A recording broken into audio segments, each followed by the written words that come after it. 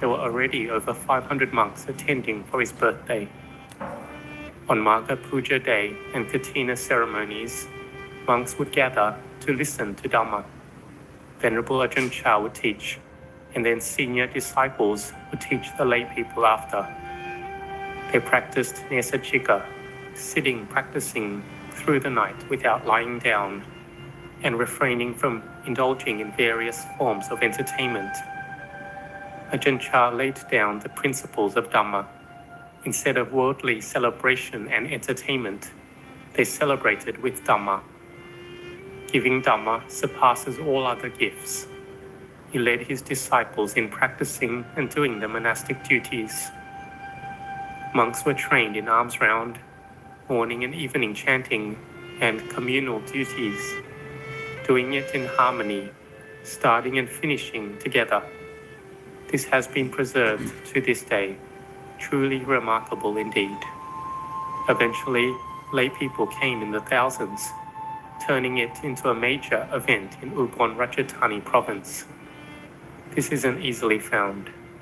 It requires one's faith, time, effort, resources and dedication, everything. People came to camp out and practice meditation, creating great merit. Monks and novices gathered, and people of virtue and Dhamma gathered, and the monks would give Dhamma. It is remarkable. The food and drinks are abundant because everyone has a heart of generosity, bringing offerings and food of all kinds. But in the early days of the monastery, the first generation of monks sometimes ate only a small ball of rice and bananas. They said that the bananas weren't filling enough, so they had to eat the whole fruit, including the peel, because there wasn't much food to eat. The food was scarce. In my time, the small bananas were divided into 4 portions so they could get to everyone. There were no large bananas then. They were hard to find. Yet monks and novices had a high level of forbearance because they lived according to the Dhamma and didn't need anything abundant on the outside. In these early days, there was no electricity and no running water. We had to fetch water from wells. We survived through patience and the need to train our minds. Especially the mind of Venerable Ajahn Chah had the energy of goodwill, had power, had wisdom and Dhamma to teach the way to liberation from suffering, so we would diligently practice. As a result, samadhi, concentration, and panya, wisdom, arose.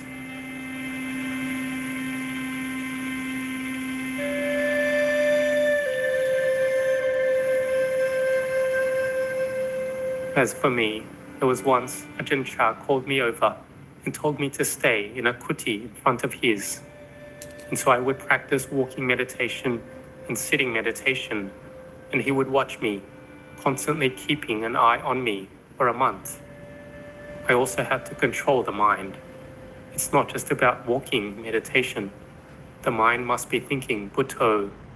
My mind might wander into the city, then the Dhamma of Ajahn Chah would come and correct it. My mind couldn't wander to other things. I had to maintain continuous mindfulness. Ajahn Chah was also so kind. There was one time I was traveling to Bangkok on a sleeper train with him. Venerable Ajahn Chah was sleeping on the lower bunk because he couldn't get to the top bunk because it was too big. There was space on the upper bunk, right? I had the duty to attend to him. Ajahn Chah told me to go sleep on the top bunk. Anand, go sleep up there. Oh, if I slept there, I'd probably go to hell. That night, if I slept, I'd be burning inside, like I was in hell. I probably wouldn't sleep at all. I had to sleep on the floor. He told me 2 or 3 times to go up. No, I'm not going up. I'll sleep down on the floor. I was careful with my mindfulness. If Ajahn Chah woke up, I had to wake up immediately. As soon as he went to the bathroom or moved, I had to be on alert. I had to be already awake. I couldn't indulge in sleeping. If Ajahn Chah woke up, he would have to walk over me and go to the bathroom. If I didn't notice, that would be really bad. Or sometimes I'd give him a massage. When traveling with him to a branch monastery, I would offer him a massage at night. Once around 11 p.m., Ajahn Chah seemed to be falling asleep, so I stopped massaging. As soon as I stopped, he would wake up again. I would continue massaging him then. And then when he seemed to be asleep, entering a meditative state. But as soon as I stopped massaging, he would wake up again. I thought, maybe Ajahn Chah is teaching me something. I realized he was testing my attentiveness. Is it sincere? Is it true that I was fulfilling my duties as an attendant? Or would I sleep before Ajahn Chah? I ended up massaging until 2:30 in the morning. Once I was certain Ajahn Chah was already asleep, I slowly moved to lie down in front of the room. Sleeping in the front, I was also afraid that I would not be mindful, so I lay down across the doorway. If he moved, I would wake immediately. At around 6 o'clock in the morning, I heard Ajahn Chah's voice giving a talk in the hall. I was very startled. How could Ajahn Chah be giving a talk? I was lying there right near him. So I slowly peeked through the door. Oh, he was still sleeping. They were playing a cassette, the talk from last night. I could breathe easier. My lungs felt full of oxygen. I constantly felt like I was failing my duties.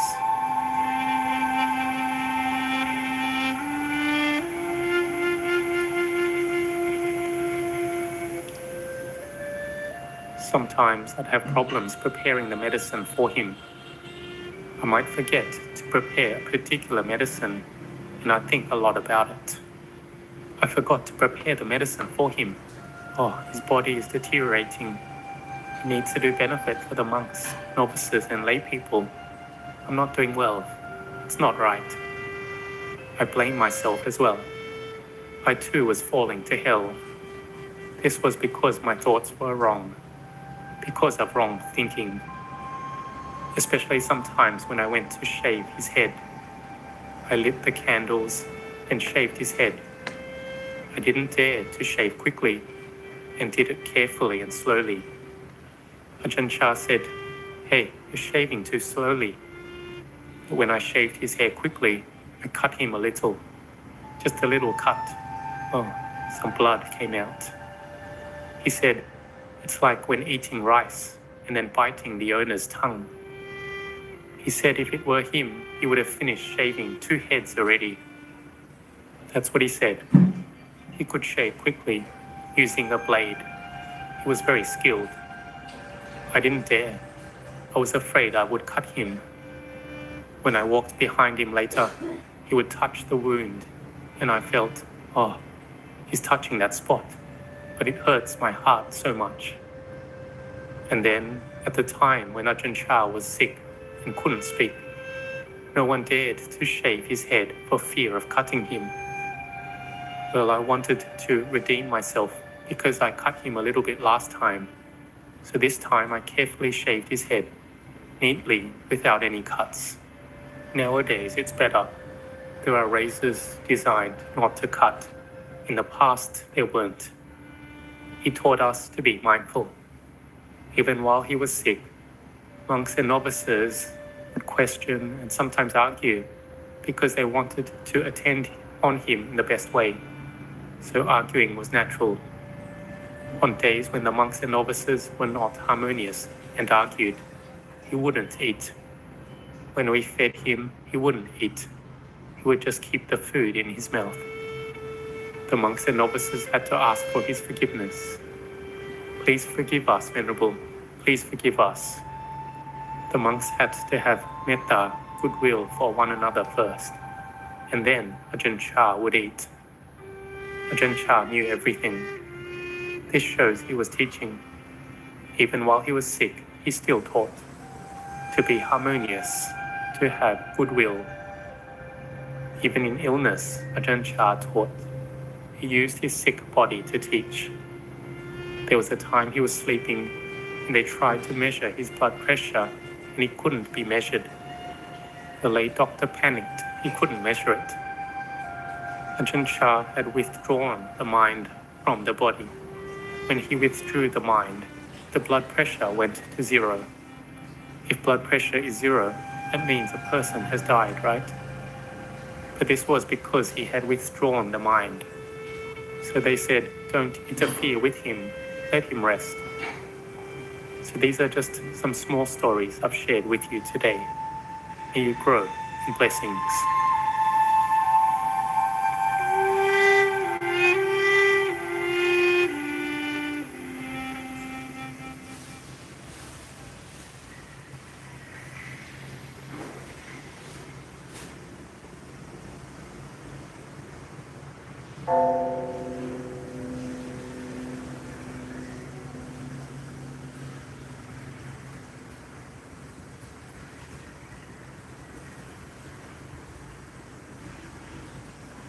Our Real Home by Venerable Ajahn Chah.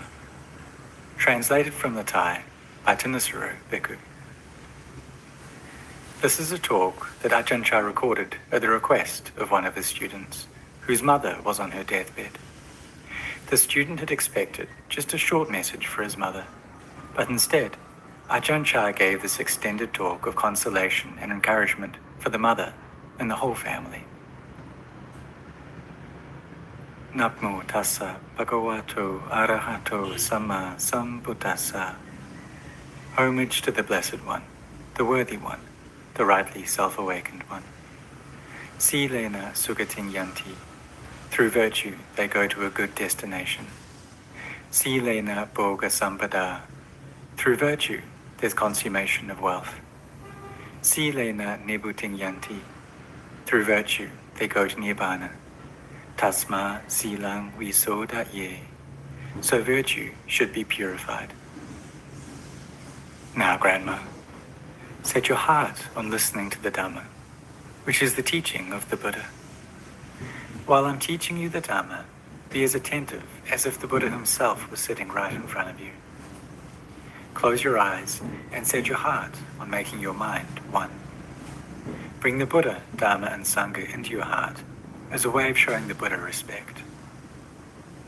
Today, I haven't brought you a gift of any substance aside from the Dhamma of the Buddha. This is my last gift to you, so please accept it. You should understand that even the Buddha, with all his virtues and perfections, couldn't avoid the weakening that comes with aging. When he reached the age you are, he let go. He let go of the fabrications of life. Letting go means that he put these things down. Don't carry them around. Don't weigh yourself down. Accept the truth about the fabrications of the body, whatever they may be. You've relied on them since you were born, but now it's enough. Now that they're old, they're like the utensils in your home, the cups, the saucers, the plates that you've held onto all these years. When you first got them, they were bright and clean, but now they're wearing out. Some of them are broken, some of them are lost, while the ones remaining have all changed. They haven't stayed the same. That's just the way things are.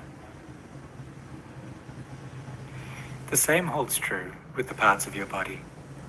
From the time of birth and on through your childhood and youth, they kept changing. Now they're called old. So accept the fact. The Buddha taught that fabrications aren't us.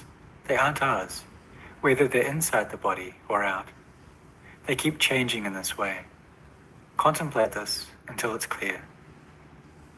This body of yours lying here and decaying is the truth of the Dhamma. This truth is a teaching of the Buddha that's certain and sure. He taught us to look at it, to contemplate it, to accept what's happening. And it's something you should accept, regardless of what's happening. The Buddha taught, when we're imprisoned, to make sure it's only the body that's imprisoned. Don't let the mind be imprisoned. And the same thing applies here. When the body wears out with age, accept it. But make sure that it's only the body that's wearing out. Make sure that the affairs of the mind as something else entirely. This gives your mind energy and strength because you see into the Dharma that is the way things are. This is the way they have to be. As the Buddha taught, this is the way the body and mind are of their own accord. There can't be any other way. As soon as the body is born, it begins to age.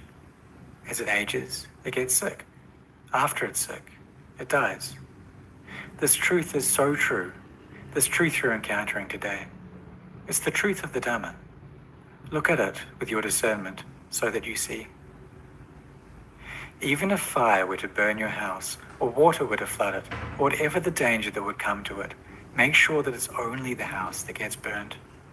Make sure your heart doesn't get burned along with it. If water floods your house, don't let it flood your heart. Make sure it floods only the house, which is something outside the body. As for the mind, get it to let go and leave things be, because now is the proper time to let go. You've been alive for a long time now, haven't you? Your eyes have had the chance to see all kinds of shapes, colors, and lights. The same with your other senses. Your ears have heard a lot of sounds, all kinds of sounds, but they were no big deal. You've tasted really delicious foods, but they were no big deal. The beautiful things you've seen, they were no big deal. The ugly things you've seen, they were no big deal. The alluring things that you've heard were no big deal. The ugly and offensive things that you've heard were no big deal. The Buddha taught us that whether you're rich or poor, a child or an adult, even if you're an animal or anyone born into this world, there's nothing in the world that's lasting. Everything has to change in line with its condition. The truth of these conditions, if you try to fix them in a way that's not right, won't respond at all. But there is a way to fix things. The Buddha taught us to contemplate this body and mind to see that they aren't us. They aren't ours. They're just suppositions. For example, this house of yours. It's only a supposition that it's yours. You can't take it with you. All the belongings that you suppose to be yours are just an affair of suppositions. They stay right where they are.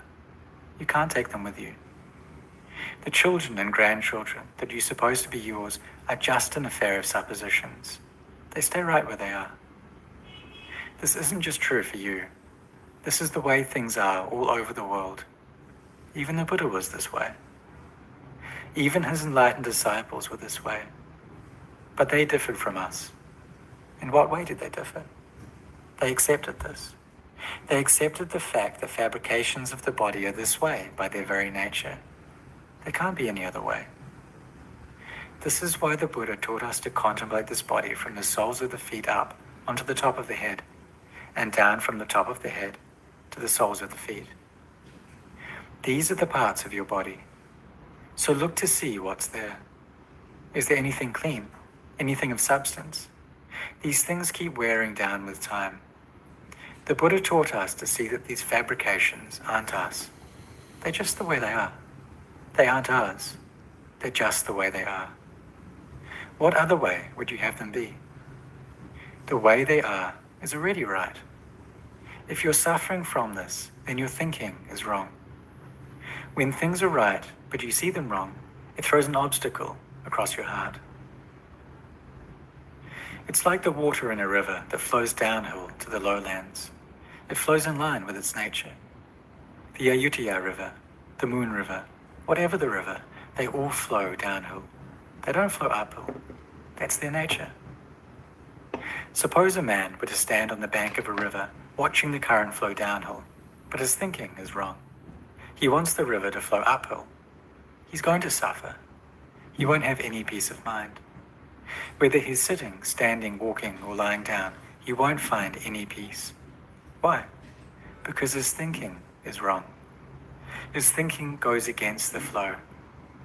He wants the water to flow uphill, but the truth of the matter is that water can't flow uphill. It's not appropriate. The nature of the water is that it has to flow along with the flow. That's its nature. When this is the case, the man's upset. Why is he upset? Because his thinking is wrong. His ideas are all wrong. This is a truth of the Dharma that we can contemplate and see that it's true. When the man sees this truth, he can let go. He can let the water flow along with its flow. The problem that was eating away at his heart disappears. When the problem disappears, there's no more problem. When there's no more problem, there's no suffering. It's the same here. The water flowing downhill is like the life of your body. After it's young, it's old. When it's old, it flows along in its way. Don't think that you don't want it to be that way. Don't think like that. We don't have the power to fix it. The Buddha looked at things in line with their conditions, that they simply have to be that way. So we let them go. We leave them be. Take your awareness as your refuge. Meditate on the word Buddho, Buddho. Even though you're really tired, put your mind with the breath. Take a good long out breath. Take a good long in breath. Take another good long out breath. Focus your mind again if you wander off. Focus on the breath. Buddho, Buddho. The more tired you feel, the more refined you have to keep focusing on in every time. Why? So that you can contend with the pain.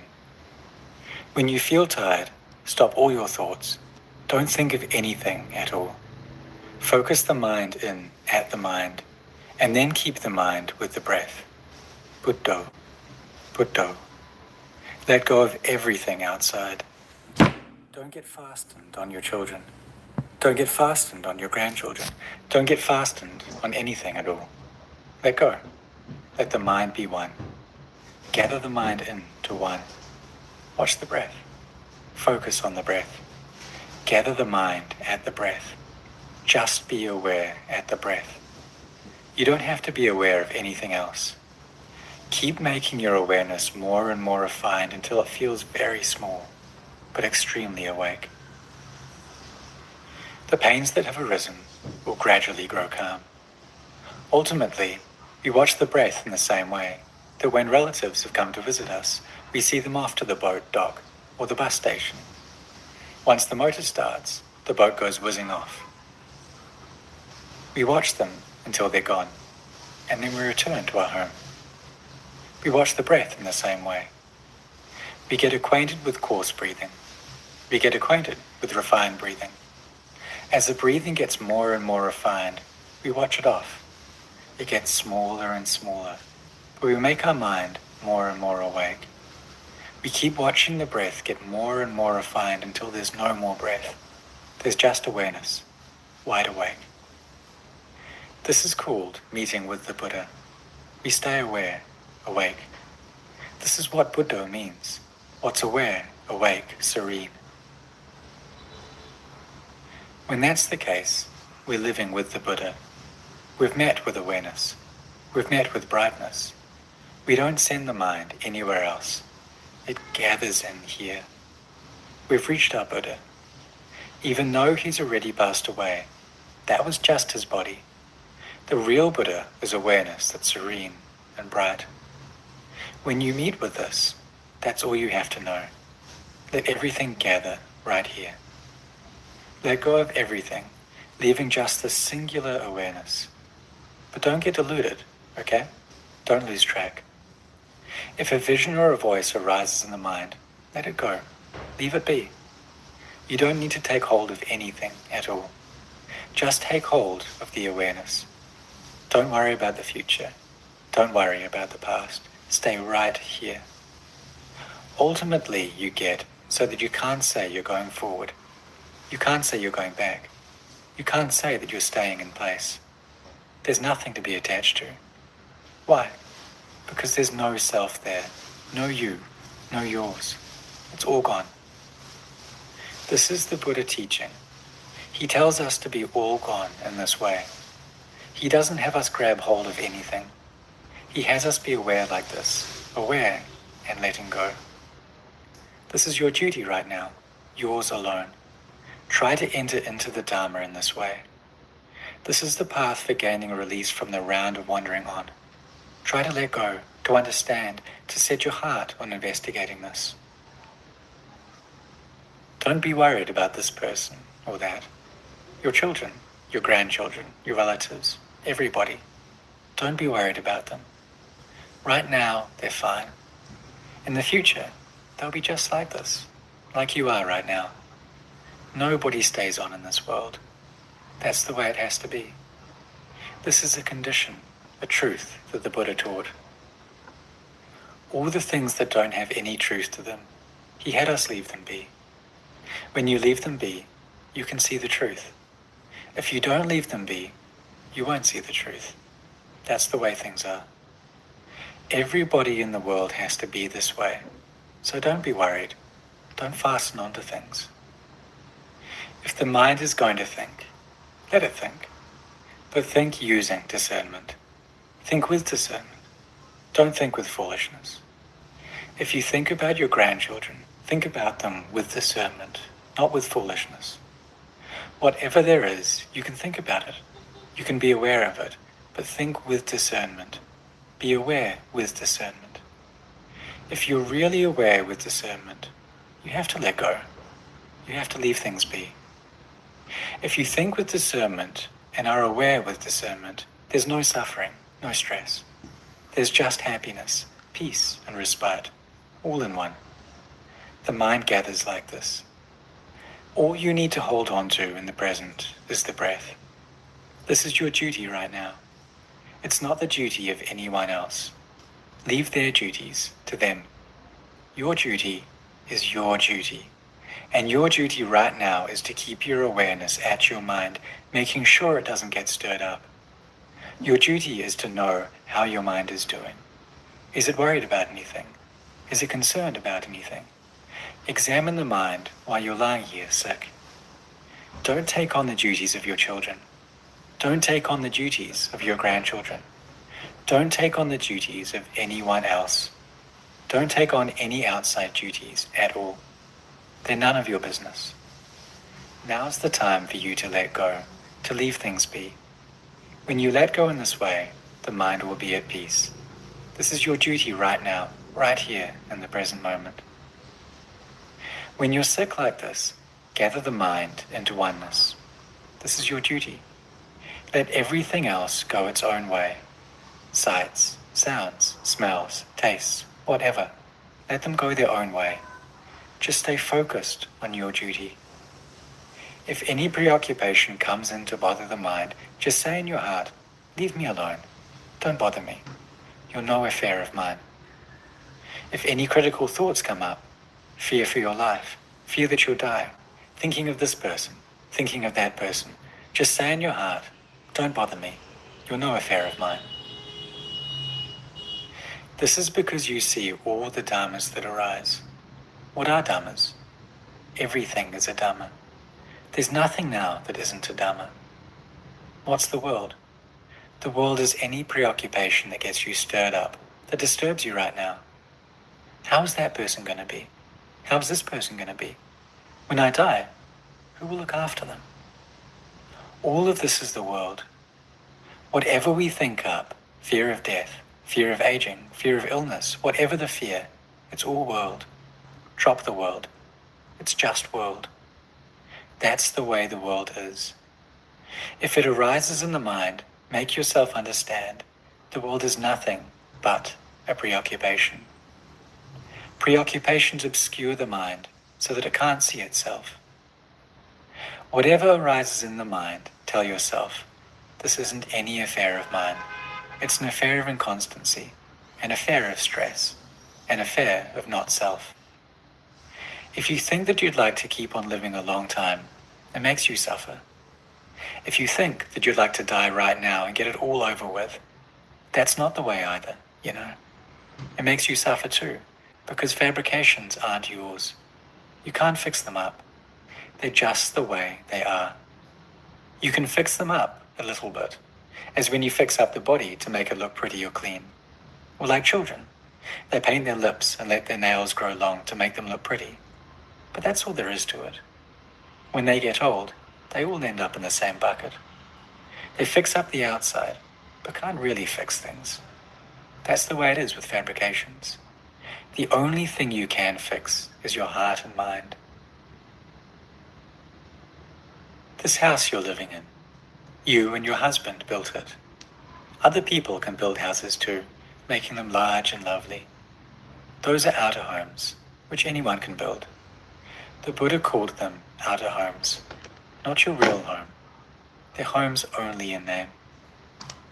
Homes in the world have to fall in line with the way of the world. Some of us forget. We get a big home and enjoy living in it, but we forget our real home.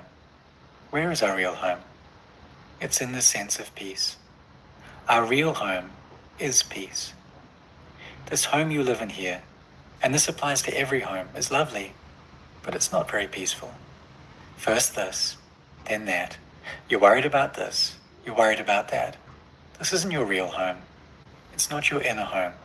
It's an outer home. Someday soon, you'll have to leave it. You won't be able to live here anymore. It's a worldly home, not yours. This body of yours, that you still see as you and yours, is a home that stays with you a while. You think that it's you and yours, but it's not. It, too, is a worldly home. It's not your real home. People prefer to build outer homes. They don't like to build inner homes. You rarely see any homes where people can really stay and be at peace. People don't build them. They build only outer homes. Think about it for a minute. How's your body right now? Think about it from the day you were born all the way up to the present moment. We keep running away from progress. We keep running until we're old, running until we're sick. We don't want things to be that way, but we can't prevent it. That's just the way things are. They can't be any other way. It's like wanting a duck to be like a chicken, but it can't, because it's a duck. If you want a chicken to be like a duck, it can't, because it's a chicken. If you want ducks to be like chickens, and chickens to be like ducks, you simply suffer, because these things are impossible. If you think ducks have to be the way they are, and chickens have to be the way they are, they can't be any other way, then that kind of thinking gives you energy and strength. No matter how much you want this body to stay stable and permanent, it can't be that way. It's just the way it is. The Buddha called it a fabrication. Anicca vata sankhara. How inconstant are fabrications. Upada vaya dhammino. Their nature is to arise and pass away. Upajitawa nirujanti. Arising, they disband. Tesang vopasamo sukho. Their stilling is bliss. This fabrication, this body and mind, is inconstant. It's not dependable. It's here, and then it's not. It's born, and then it passes away. But we human beings... Just FYI, Shiva, your live stream yesterday that got all the views was not on subscriber only. Not this early on, at least. Discipline, consistency, and remembering. Beings wanted to be constant. That's the thinking of a fool. Just look at your breath. It goes out, and then it comes in. It comes in, and then it goes out. That's the nature of the breath. It has to be that way. It has to change to go back and forth. The affairs of fabrication depend on change. You can't have them not change. Just look at your breath. Can you keep it from coming in? Does it feel comfortable? If you draw in a breath and then don't let it go out, is that any good? Even if you want it to be constant, it can't be constant. It's impossible. It goes out and then it comes in. It comes in and then it goes out. It's such a normal thing. We're born and then we age. We age and then we get sick and die. It's so normal, but we don't like it. It's as if we wanted the breath to come in and not go out, or to go out and not come in. When it comes in and out and in, we can live. Human beings and animals have been living right up to the present because fabrications follow their duty in line with their conditions. That's their truth. So we have to see their truth in line with their truth. As with the affair of birth, aging, illness, and death. Once we're born, we're already dead. Birth and death are all the same thing. One part is the beginning, and one part the end. Just like a tree. When it has a base, it has an upper tip. When it has an upper tip, it has a base. When there's no base, there's no upper tip. There's no upper tip without a base. That's the way things are. It's kind of funny, you know, we human beings.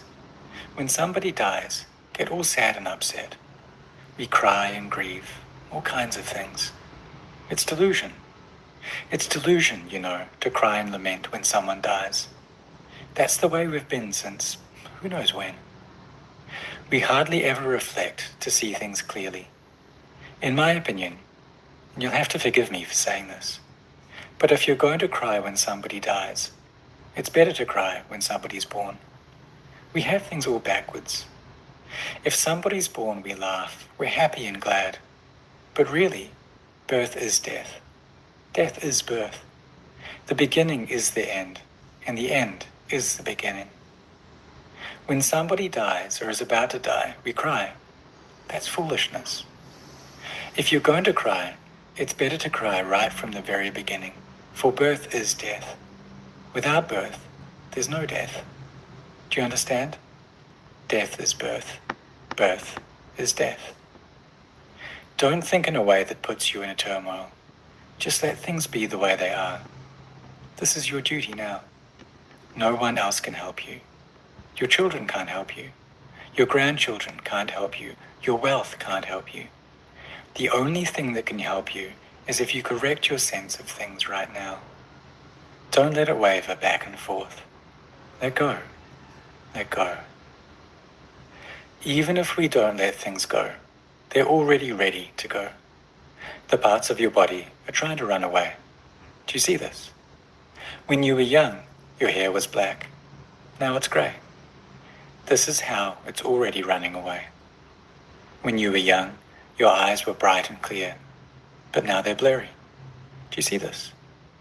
They're already running away. They can't hold out any longer, so they have to run away. This is no longer their place to stay. Every part of your body has started running away. When you were young, were your teeth solid and sturdy? Now they're loose. You may have put in false teeth, but there's something new, not the original ones. The original ones have run away. Every part of your body, of everybody's body, is trying to run away. Your eyes, ears, nose, tongue, and body, all of these things are trying to run away. Why? Because this isn't their place to stay. They're fabrications, so they can't stay. They can stay only for a while, and then they have to go. And it's not just you. Every part of the body, hair of the head, hair of the body, nails, teeth, skin, everything is getting ready to run away. Some parts have already gone, but not yet everything. All that's left are a few house sitters. They're looking after the house, but they're no good. Their eyes are no good. Their teeth are no good. Their ears are no good. This body's no good because the good things have already run away. They keep running away, one after another. You have to understand that this is no place for human beings to stay. It's just a shelter where you can rest a bit, and then you have to move on. So don't let yourself be worried about so many things. You've come to live in the world, so you should contemplate the world to see that that's the way it is. Everything's getting ready to run away. Look at your body. Is there anything there that's like what it used to be? Is the skin like what it used to be? Is your hair like what it used to be? Are your eyes like what they used to be? Are your ears like what they used to be? Are your teeth like what they used to be? No, they're not. They've run off to who knows where. This is what their nature is like. Once they've served their time, they have to go. Why do they have to go? Because that's their duty. That's their truth. This isn't a place where anything can stay permanently. And while they're staying here, they're a turmoil, sometimes pleasant, sometimes painful, with no respite or peace. It's like a person who's traveling back home, but hasn't yet arrived. He's still on the way, sometimes going forward, sometimes going back. A person with no place to stay. As long as he hasn't reached home, he's not at ease. No ease while he's sitting. No ease while he's lying down. No ease while he's walking. No ease while he's riding in a car. Why? Because he hasn't yet reached home. When we reach home, we're at our ease because we understand that this is our home. It's the same here. The affairs of the world are never peaceful. Even if we're rich, they're not peaceful. If we're poor, they're not peaceful. If we're adults, they're not peaceful. If we're children, they're not peaceful. If we lack education, they're not peaceful. If we're educated, they're not peaceful. All these affairs are not peaceful. That's just the way they are. That's why poor people suffer, rich people suffer, children suffer, adults suffer. Old people suffer the sufferings of old people, the sufferings of children, the sufferings of rich people, the sufferings of poor people. They're all suffering. Every part of your body is running away, one thing after another. When you contemplate this, you'll see anicca. They're inconstant. Dukkha. They're stressful. Why is that? Anatta. They're not self. This body you're living in, this body sitting and lying here sick, along with the mind that knows pleasure and pain, that knows that the body is sick, both of these things are called Dhamma. The mental things with no shape, that can think and feel, are called Nama. They're Nama Dhamma. The things that have a physical shape, that can hurt, that can grow and shrink back and forth, that's called Rupa Dhamma. Mental things are Dhamma. Physical things are Dhamma. That's why we say we live with the Dhamma. There's nothing there that's really us. It's just Dhamma. Dhamma conditions arise and then pass away. They arise and then pass away. That's how conditions are. They arise and then pass away. We arise and pass away with every moment. This is how conditions are. This is why, when we think of the Buddha, we can see that he's really worth respecting, really worth bowing down to, for he spoke the truth. He spoke in line with the truth. Once we see that that's the way it is, we see the Dhamma. Some people practice the Dhamma, but don't see the Dhamma. Some people study the Dhamma, practice the Dhamma, but don't see the Dhamma. They still don't have any place to stay. So you have to understand that everybody, all the way down to ants and termites and all the other little animals, is trying to run away. There's no one who can stay here. Living things stay for a while, and then they all go. Rich people, poor people, children, old people, even animals. They all keep changing. So when you sense that the world is like this, you see that it's disenchanting. There's nothing that's really you or yours. You're disenchanted. Nibbida. Disenchantment isn't disgust, you know. It's just the heart sobering up. The heart has seen the truth of the way things are. There's no way you can fix them. They're just the way they are. You let them go. You let go without gladness. You let go without sadness. You just let things go as fabrications, seeing with your own discernment that that's the way fabrications are. This is called anicca vata sankhara. Fabrications are inconstant. They change back and forth. That's inconstancy. To put it in simple terms, inconstancy is the Buddha. When we really see that these things are inconstant, that's the Buddha. When we look clearly into inconstancy, we'll see that it's constant. How is it constant? It's constant in being that way. It doesn't change into any other way. Human beings and animals, once they're born, are all that way. They're constant in that way. In that, they're inconstant. They keep changing from children to young people to old people. That's how they're inconstant. But the fact that everyone is that way, that's constant. That doesn't change. Things keep changing in that way. When you see this, your heart can be at peace, for it's not just you, it's everyone. When you think in this way, it's disenchanting. Nibbida arises. It cures you of your lust and desire for sensuality, for the world, for the baits of the world. If you have a lot of them, you abandon a lot. If you have a little, you abandon a little. Look at everyone. Have you seen any of these things since you were born? Have you seen poor people? Have you seen rich people? Have you seen people who die young? Have you seen people who die old?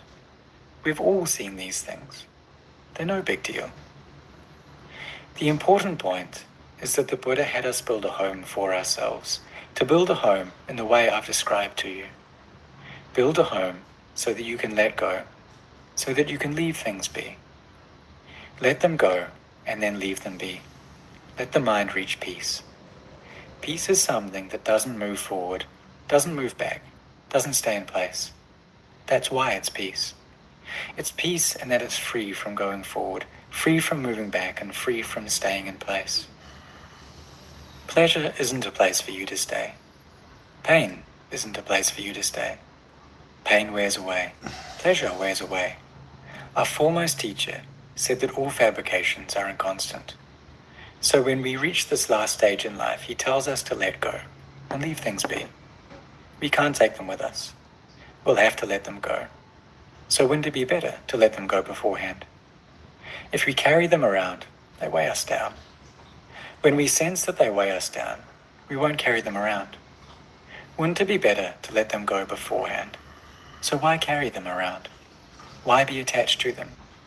Let your children and grandchildren look after you, while you can rest at your ease. Those who look after the sick should be virtuous. Those who are sick should give others the opportunity to look after them. Don't give them difficulties. Wherever there's pain, learn how to keep your mind in a good shape. Those who look after their parents should have their virtues too. You have to be patient and tolerant. Don't feel disgust. This is the only time you can really repay your parents. In the beginning, you were children, and your parents were adults. It was in dependence on them that you've been able to grow up. The fact that you're all sitting here is because your parents looked after you in every way. You owe them a huge debt of gratitude. So now you should understand that your mother is a child. Before, you were her children, but now she's your child. Why is that? As people get older, they turn into children. They can't remember things. Their eyes can't see things. Their ears can't hear things. They make mistakes when they speak, just like children. So you should understand and let go. Don't take offense at what the sick person says and does. Let her have her way. In the same way you'd let a child have its way when it won't listen to its parents. Don't make it cry. Don't make it frustrated. It's the same with your mother. When people are old, their perceptions get all skewed. They want to call one child, but then they say another child's name. They ask for a bowl when they want a plate. They ask for a glass when they want something else. This is the normal way things are. So I ask you to contemplate it for yourself. At the same time, the sick person should think of those looking after her. Have the virtue of patience and endurance in the face of pain. Make an effort in your heart so that it isn't a turmoil. Don't place too many difficulties on the people looking after you. As for those looking after the sick person, have the virtue of not feeling disgust over mucus and saliva, urine and excrement. Try to do the best you can. All of the children should help in looking after her. She's now the only mother you have. You've depended on her since you were born, to be your teacher, your nurse, your doctor. She was everything for you. This is the benefaction she gave in raising you. She gave you knowledge. She provided for your needs and gave you your wealth. Everything you have. The fact that you have children and grandchildren, nice homes, nice occupations, the fact that you can send your children to get an education, the fact that you even have yourself. What does that come from? It comes from the benefaction of your parents who gave you an inheritance so that your family line is the way it is. The Buddha thus taught benefaction and gratitude. These two qualities complement each other. Benefaction is doing good for others. When we've received that goodness, received that help, Whoever has raised us, whoever has made it possible for us to live, whether it's a man or a woman, a relative or not, that person is our benefactor. Gratitude is our response. When we've received help and support from benefactors, we appreciate that benefaction. That's gratitude. Whatever they need, whatever difficulty they're in, we should be willing to make sacrifices for them, to take on the duty of helping them. This is because benefaction and gratitude are two qualities that undergird the world so that your family doesn't scatter, so that it's at peace, so that it's as solid and stable as it is. Today I've brought you some Dharma as a gift in your time of illness. I don't have any other gift to give. There's no need to bring you any material gift, for you have plenty of material things in your house, and over time, they just cause you difficulties. So I've brought you some Dhamma, something of substance that will never run out. Now that you've heard this Dhamma, you can pass it on to any number of other people, and it'll never run out. It'll never stop. It's the truth of the Dhamma, a truth that always stays the way it is. I'm happy that I've been able to give you this gift of Dhamma, so that you'll have the strength of heart to contend with all the things you face.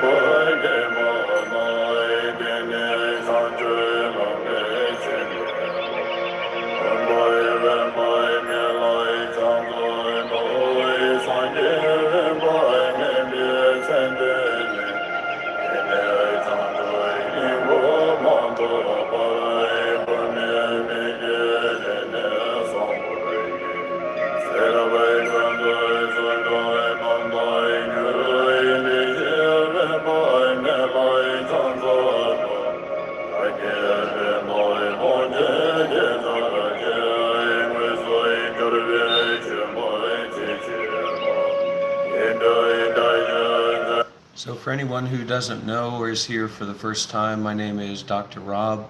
I'm the founder of the Monk Life Meditation Institute. I'm a spiritual teacher, Buddhist teacher, meditation teacher, and I'd like to invite anyone who's seriously interested in spirituality to first kind of stop, check the vibes, check the energy.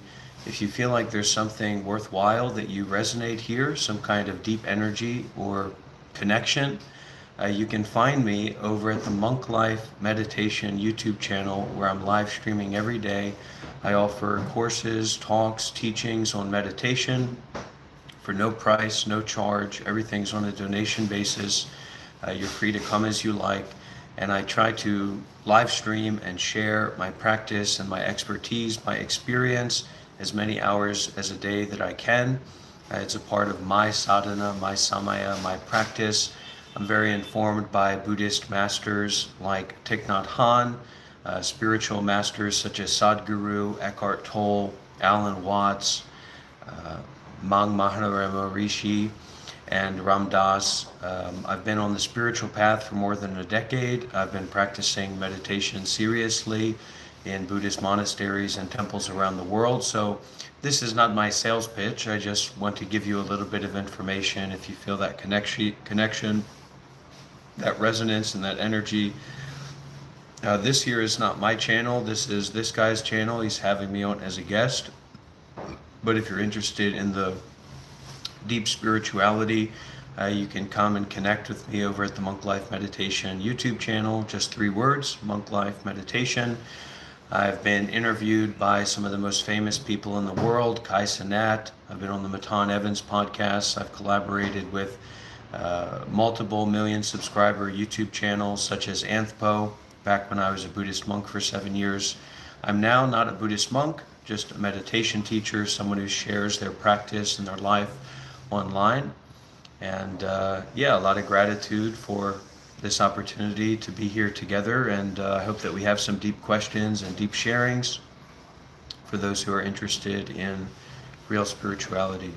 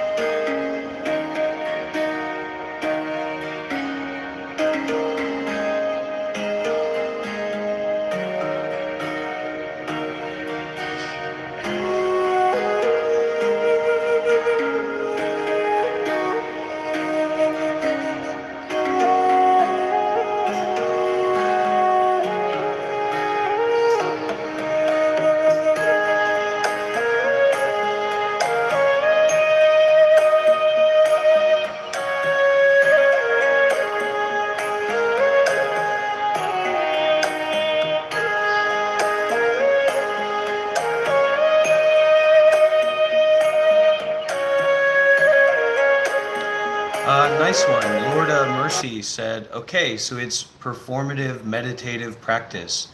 He is essentially playing to meditate. Very nice. Thank you. Nice to meet you.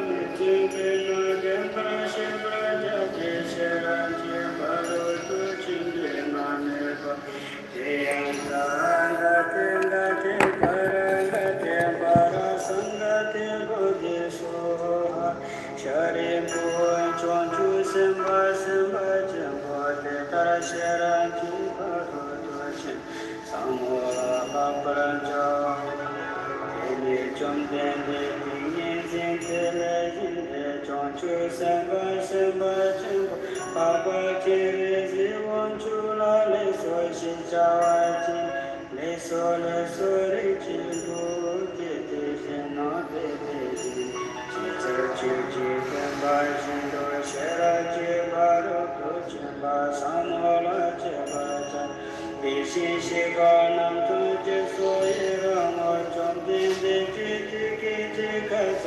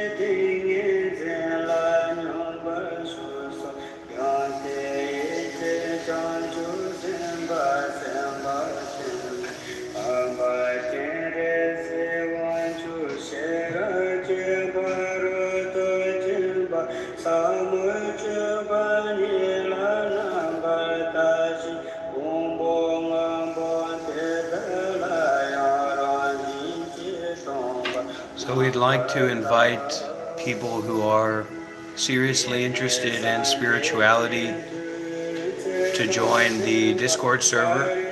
There will be a link put down below if you'd like to come and have a conversation with us, ask me some questions about what's going on, my practice, my experience. You're very welcome.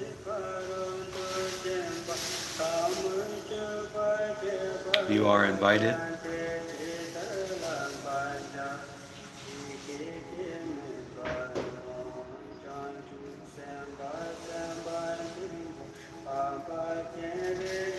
Some people may have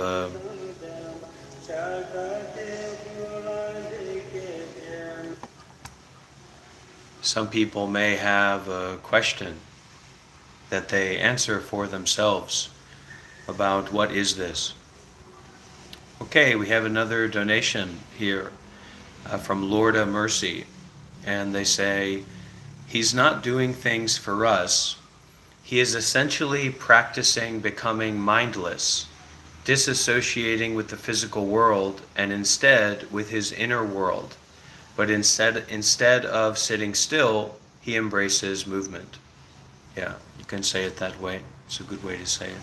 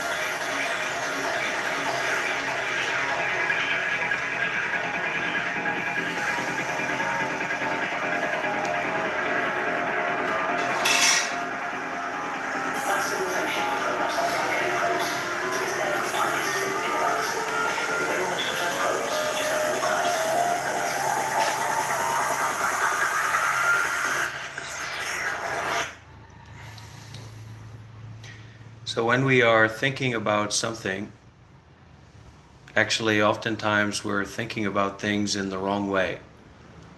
Has anyone here ever experienced that?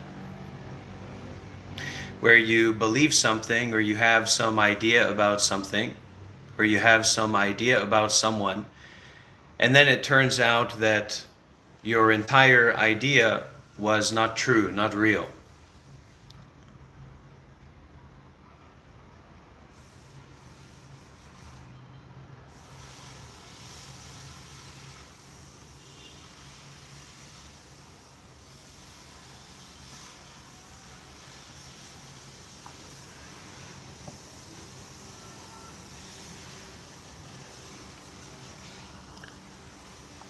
I did not want to have to do this.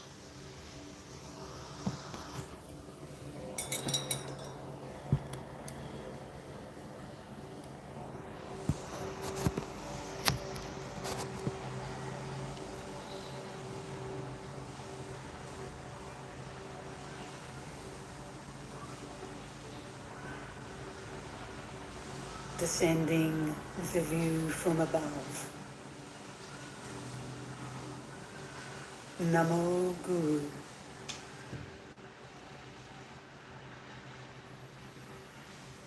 The Master, Padmasambhava, whose realization is equal to the truly and completely awakened Samantabhadra, who possessed in his mind all the teachings on review and meditation, and never strayed from the true meaning, was asked by Lady Sogyal of Kachin about all the key points for resolving the realization of descending with the view from above.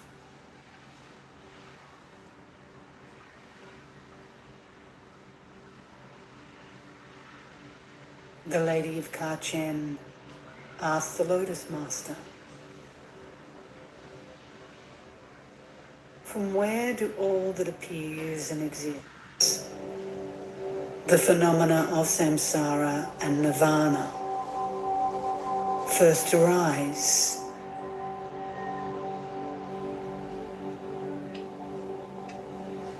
The Master replied,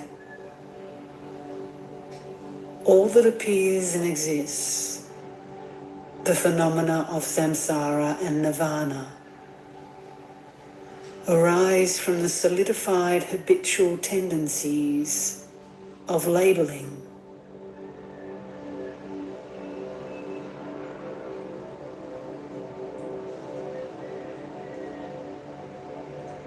There are three types of labeling: mental labels, cognitive labels, and verbalized labels.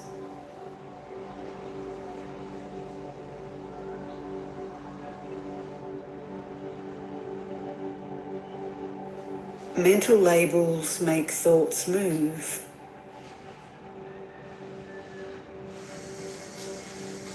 Cognitive labels build up habitual tendencies.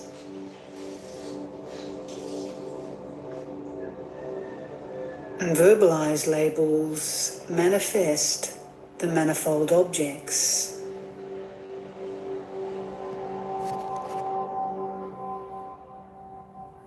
It would therefore be better if you stop labeling.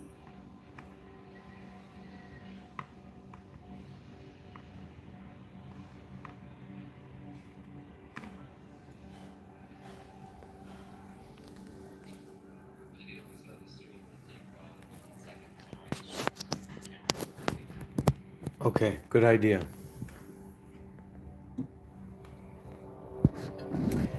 Yeah, so hello everyone. If we have this little brief period of time when Shiva is not on the live stream. So like I said before, if you weren't here, my name is Dr. Rob. I was a Buddhist monk for 7 years. I've been studying and practicing and training in spirituality for more than a decade. We're listening right now to basically like the highest spiritual teacher in all of Tibetan Buddhism. That is Guru Padmasambhava. So this is a kind of a welcoming, an initiation, a opportunity for people to come here and to be, who are interested in spirituality and kind of open-minded, and to connect with spiritual teachings. But like we're listening to this Dhamma talk, we have this habituation of constant labeling. So we are easy to get like lost in our own sauce of thinking.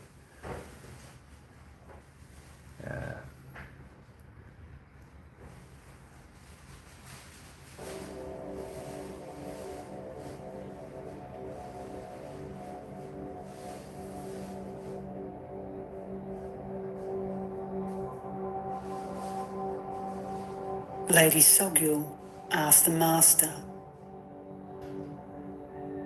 "How does one become free from attaching labels?"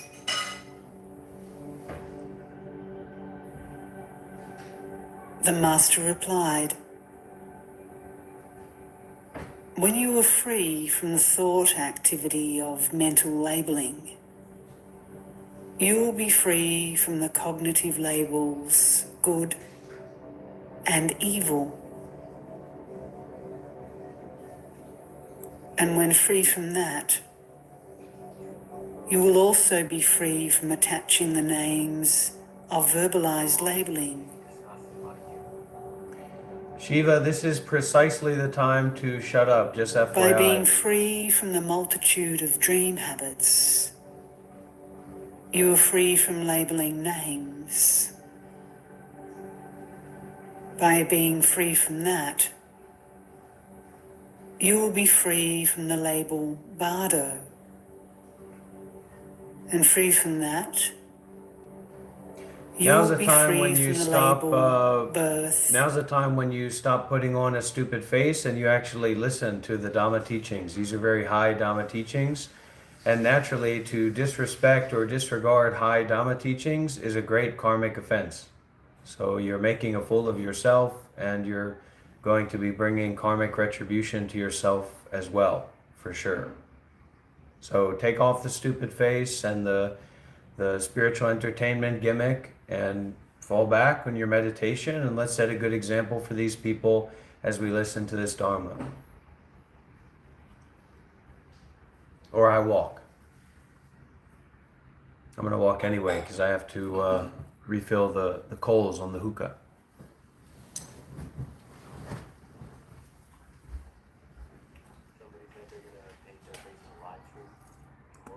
And death.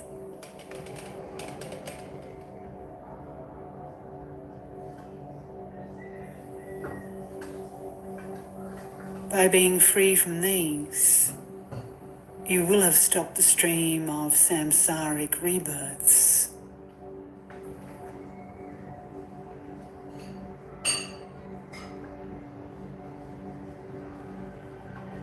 All phenomena are names, labelled by thoughts.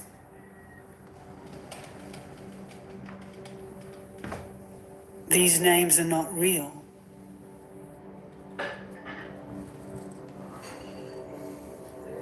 So it would be better to be quiet. free from labelling.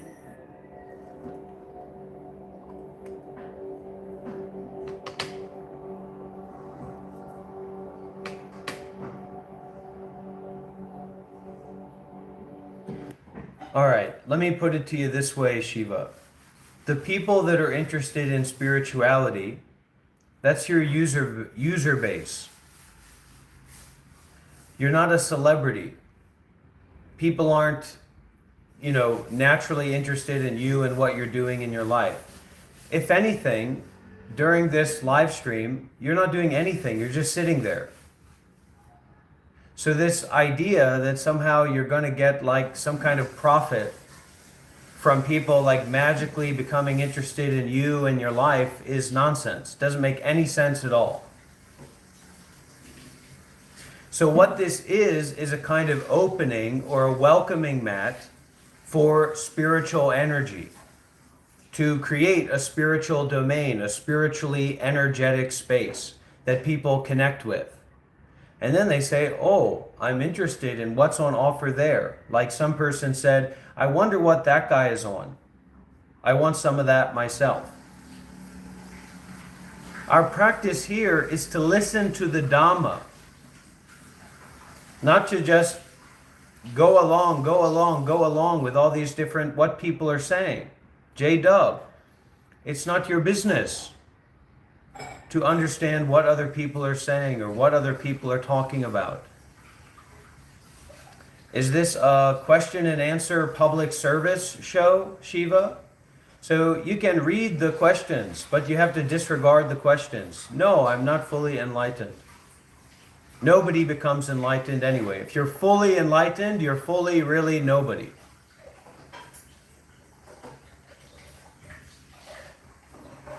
Right. But it's also hard to be interested in and take seriously Buddhism or meditation. So this position, like it's hard to take that guy seriously. Well, okay, good enough, fine enough. But it's also hard to take seriously anything that has anything to do with spirituality or meditation or enlightenment. It's very difficult to take that stuff seriously.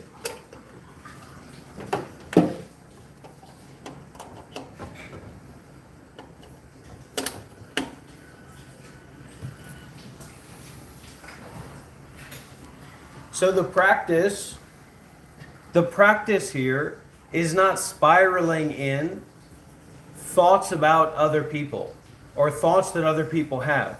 Just because someone else has a thought, it doesn't mean that we latch onto that and then spiral into that, our involvement or our attachment to that. In the same way, just because we have a thought, just because you have a thought, just because I have a thought, doesn't mean I have to attach and spiral into that thinking. So what's on offer here, Shiva, cannot be easily verbalized. If it could be easily verbalized, then you just easily verbalize it and everybody's going to say, wow, this Shiva guy, I really want to be involved with him. I really want to know him. So instead, you can say, here's the Discord server if you want to show up, if you want to get more involved. Watch the Discord, see if people are joining in. Then we can transition into the Discord event. You have to be pliable, flexible, malleable, open, curious, contemplative. You got to be real, not just lost in this ego game. What this is primarily about is disseminating the Dharma and play. Disseminating the Dharma through play.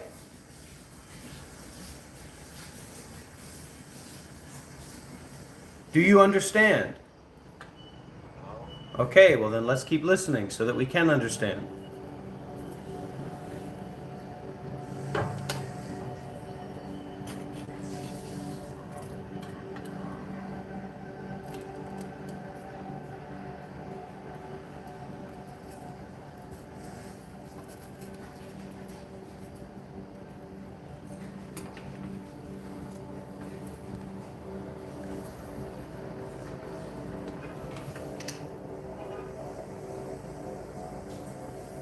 The lady asked, "What is the way to be free from labeling?" The master replied, "The phenomena of samsara and nirvana, even though when labelled and conceptualized,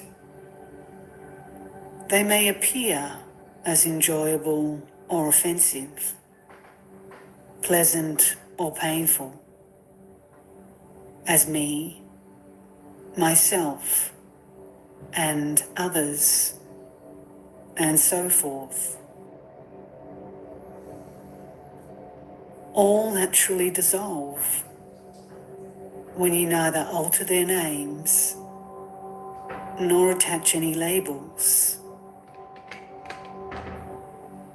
but leave them in their natural state."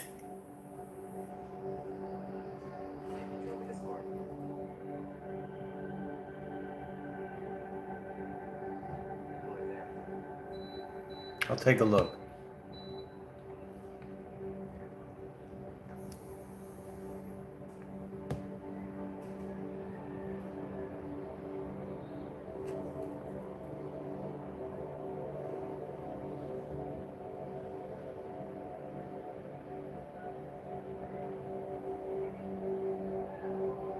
Lady Sogyal asked the master, "What is the meeting point beyond both Buddhas and sentient beings?"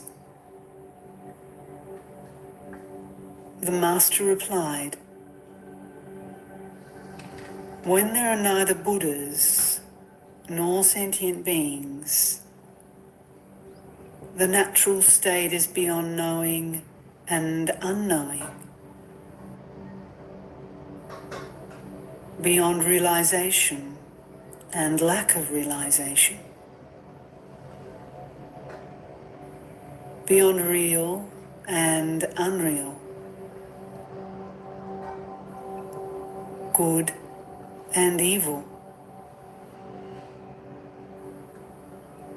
and thus free from all types of labelling.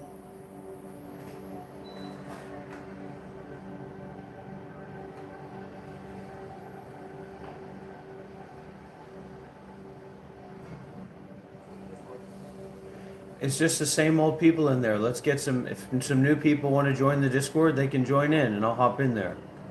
Yeah, if you want to go and talk to Dr. Robert, ask him some questions, go to the Discord, over here. Please do. I need help. I need help.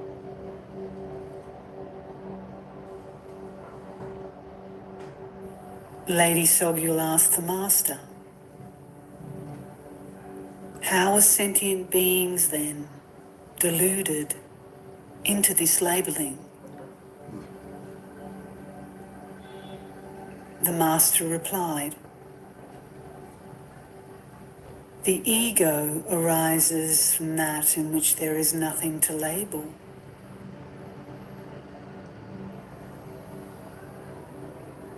As this habitual tendency to ego belief solidifies, names are formed, such as father and mother, child and possessions, enemy See you again soon, and Save. friend,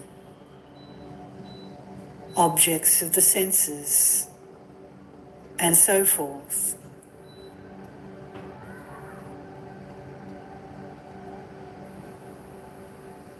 In this way, ego belief and labelling delude you into the 6 realms.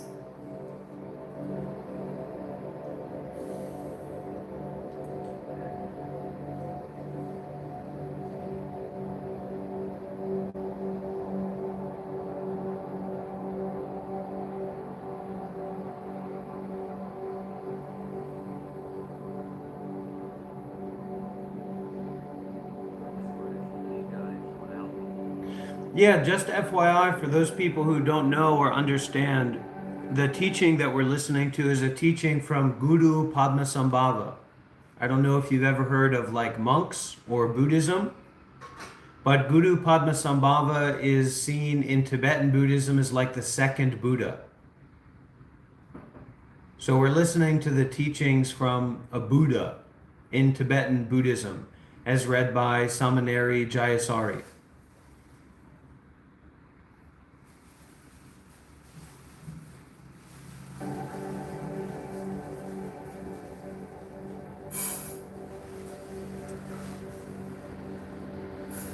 Lady Sogul asked the Master,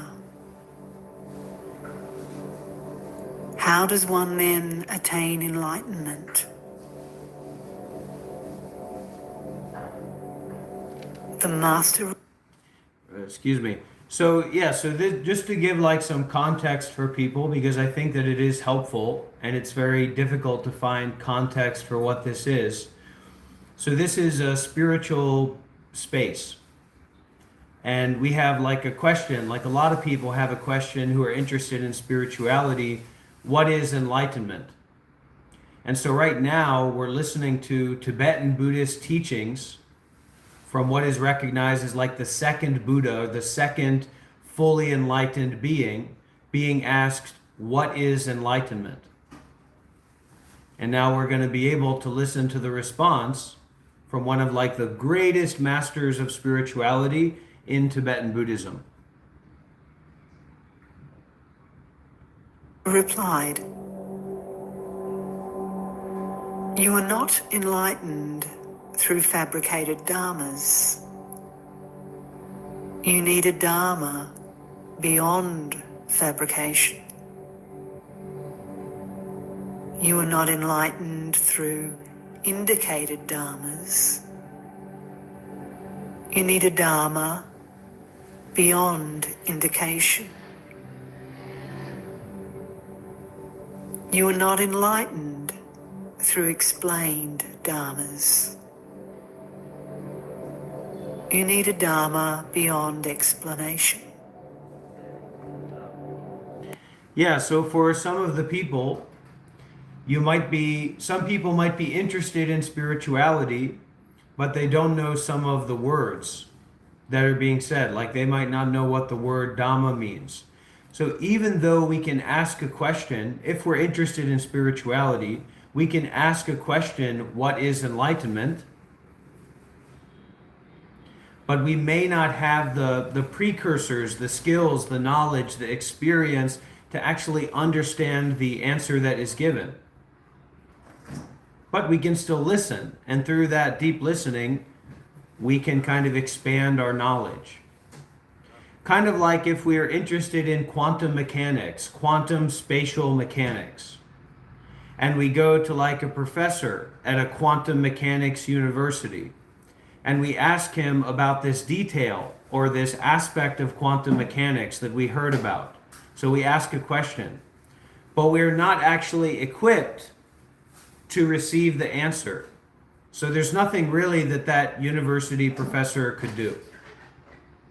So it's just that process of listening and exploration and investigation and having that very real concern with enlightenment that makes us like a seeker, someone who's really interested in enlightenment, someone who's really interested in spirituality.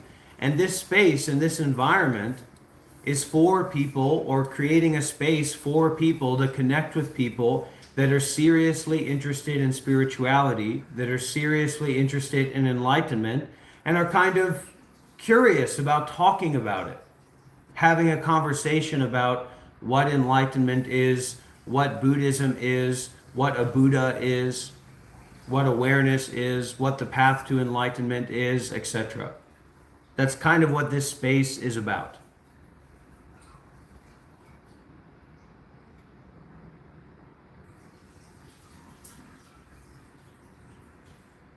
Someone please help. Join Discord to help. Okay. You are not enlightened through cultivated dharmas. And dhammas means like everything is a dhamma, anything is a dhamma, any phenomena, anything is a dhamma. We were just listening to Ajahn Chah, and he was saying that, it was being read from his letter that he sent to this woman that was on her deathbed. You need a dharma beyond cultivation.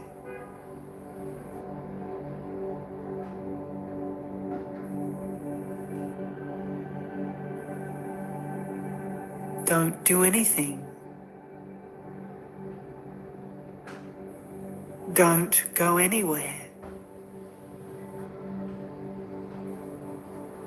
Don't think. Don't construct. Don't judge. Don't focus. Don't support.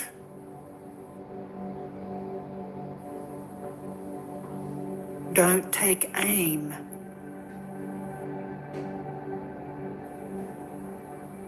Don't cling.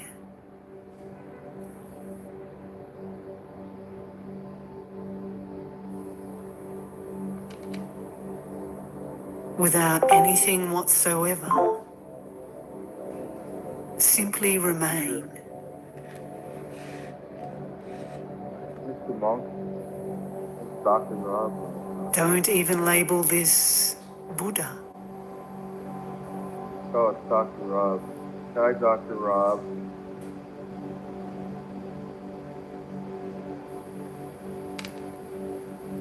Dharmakaya Finally, he's online. Shut the fuck up and word, leave.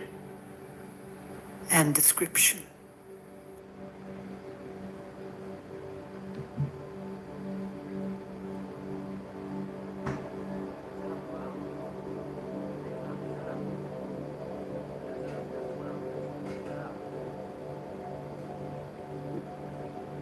Are you trying out for the Greenboro Circus? Like, I don't know if he exists anymore.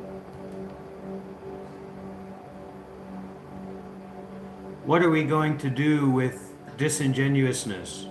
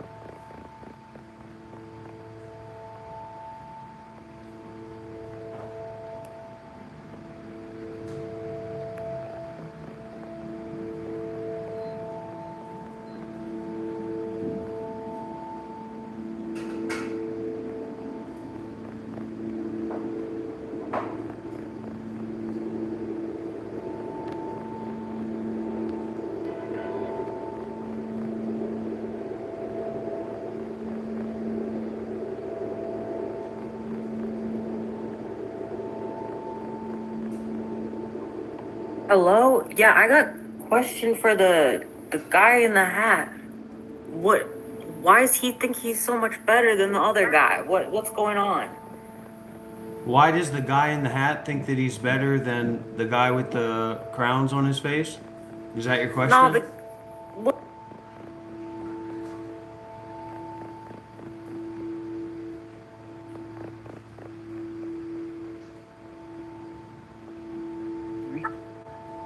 McDonald's every day. Shut the fuck up.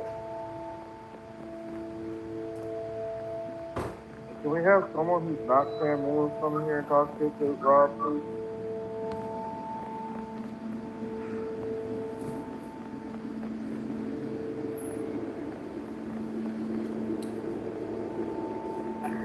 All I hear is breathing. I can't hear you speak. Shiva's master plan, his intentional community in the making. Cheers, Shiva.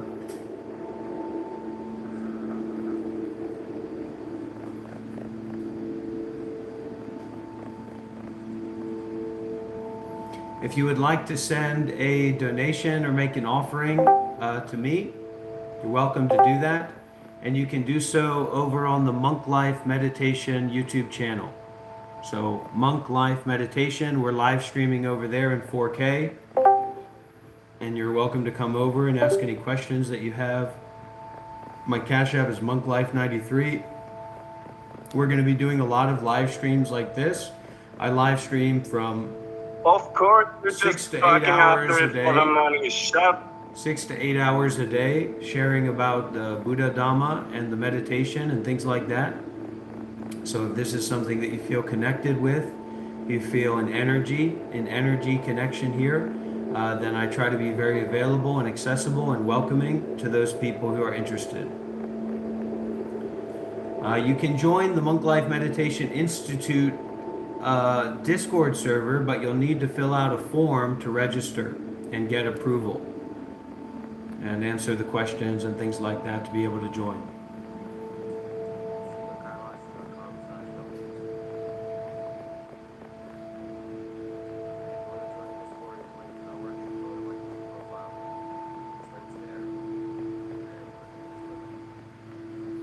But this is not really something that's about making money. This isn't a money-making enterprise. This comes from a place of generosity. We have an offering here from Namdun. They said, if a person is delirious with fever, the doctor must hold them down and give them medicine. Your teaching comes from that same necessity. 3 bows. Thank you. Could certainly see it like that. Somebody could see it like that.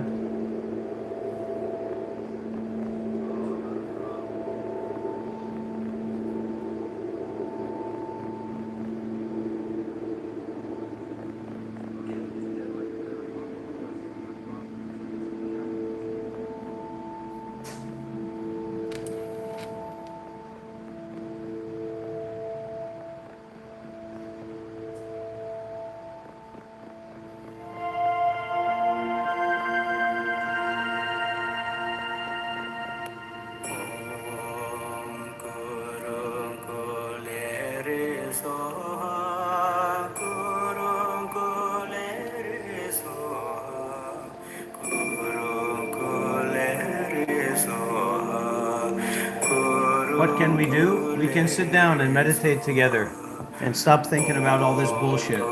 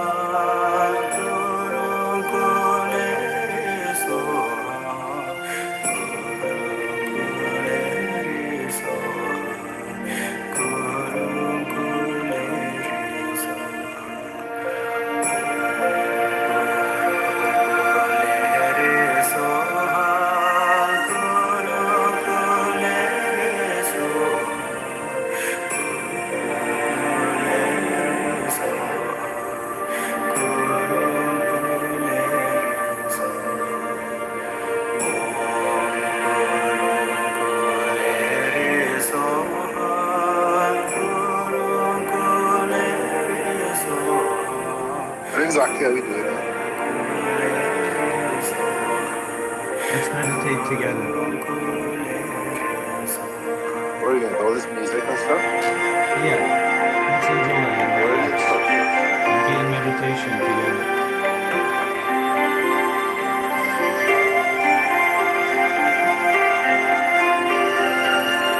That's what you take some time to music and tell everyone. Alright.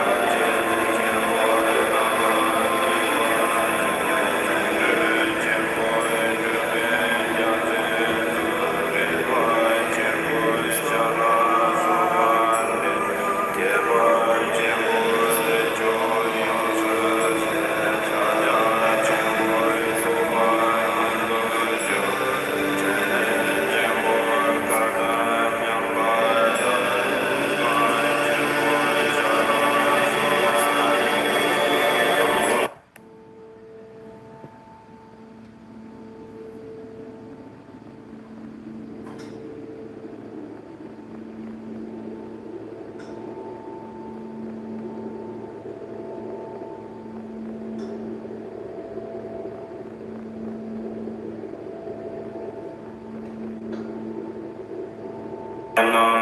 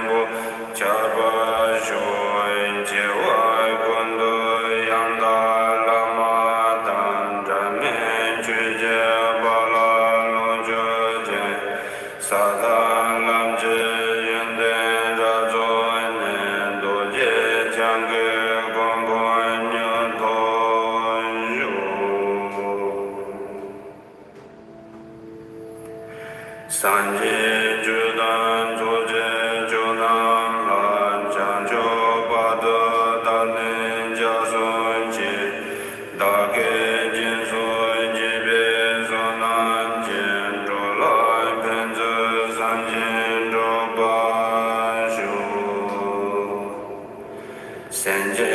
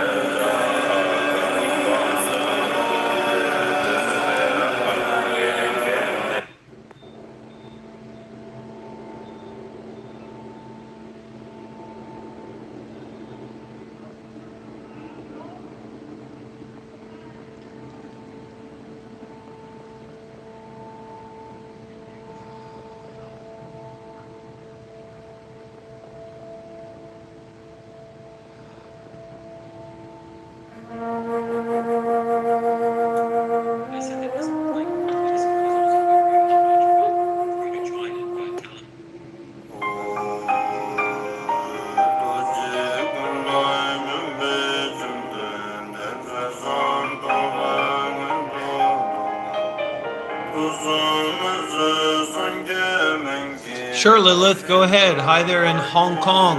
Amitofo, Namo Guanxin Pusa, Shishi.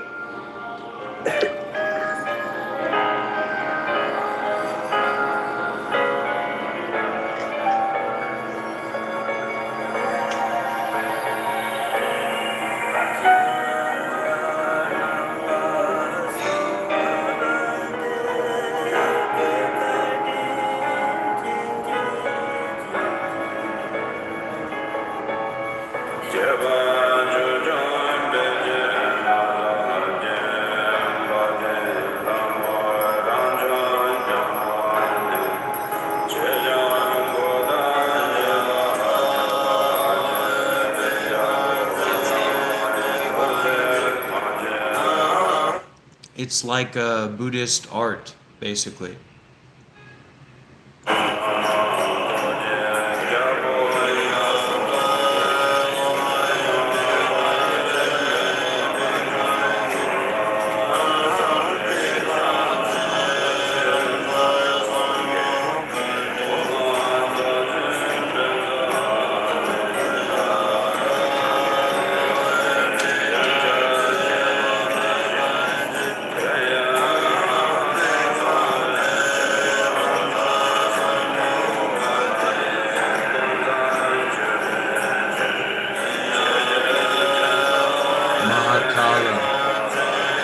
Emerges from within a flaming mass of primordial awareness, four-armed, holding objects representing different meanings according to the system of practice. The items held are commonly seen in varying combinations: the hooked knife, chopper, skull cup, trident, katvanga, sword, coconut, bow and arrow, bone trumpet, or human heart. These four items are said to pacify sickness and obstacles, prolong life and wisdom, increase health and vanquish fear, ignorance, and confusion. It is stated in the Mahakala Tantra, a man should practice very carefully these 7 syllables and he will realize everything in the world. Om Hrim Hrim Hum Fat Svaha. Om Hrim Hrim Hum Fat Svaha. Om Hrim Hrim Hum Fat Svaha. May all beings thrive and prosper.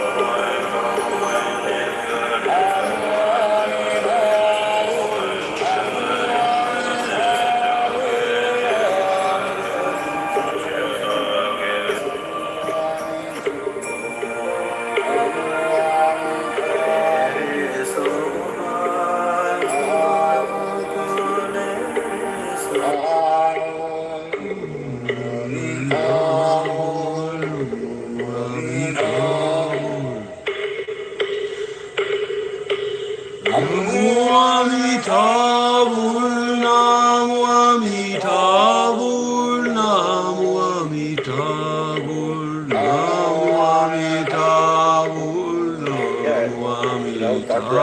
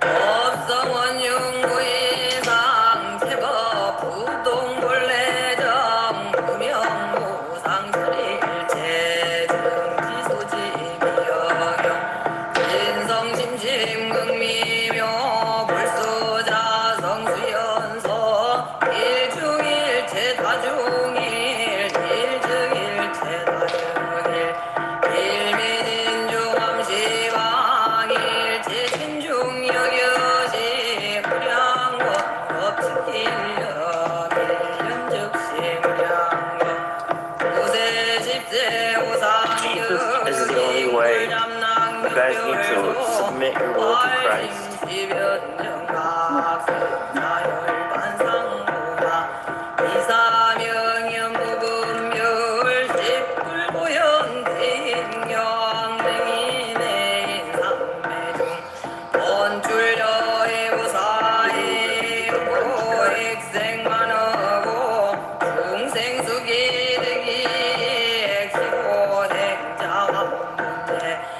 다식망상 필부등 위헌선교 자격의 기가수분 득자량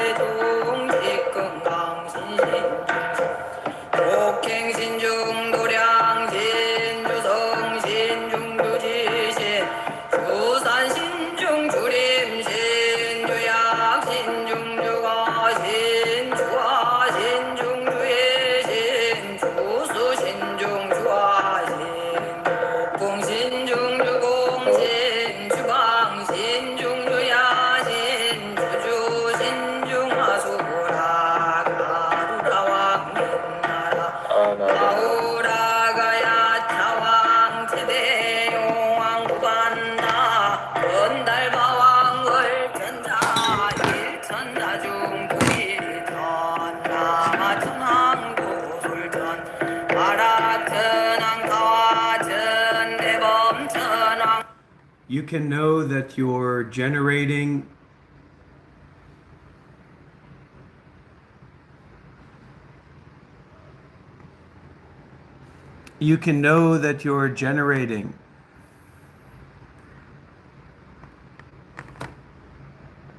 Sorry, everybody. Still really enjoyed the idiot speech the guy done a minute ago.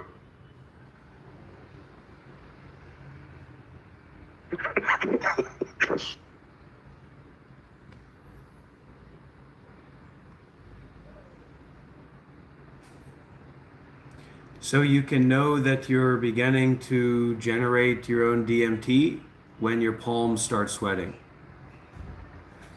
That's how you can know.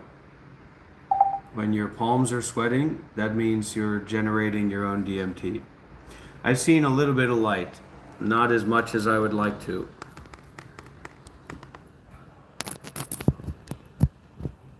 But I have seen a little bit of light. Very little.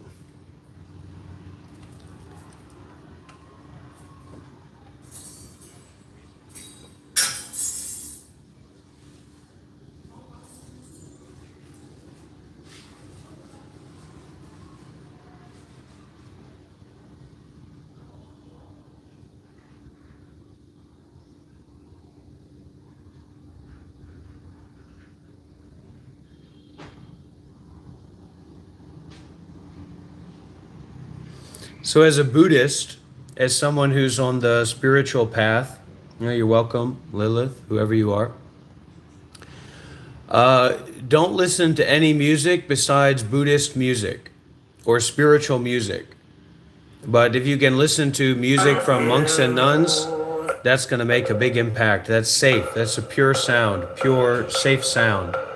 But listening to just random music, a lot of evil spirits and dark energy.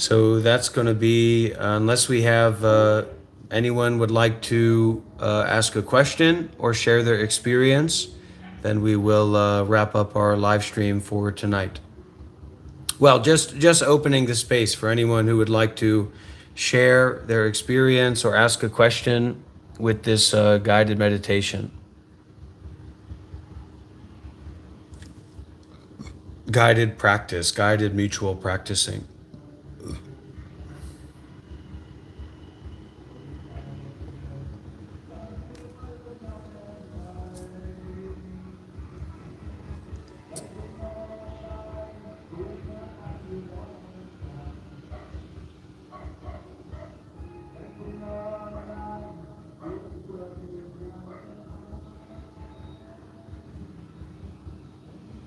You can start meditating by listening to Dharma talks or joining together with people that already know about and practice meditation. That's the best way.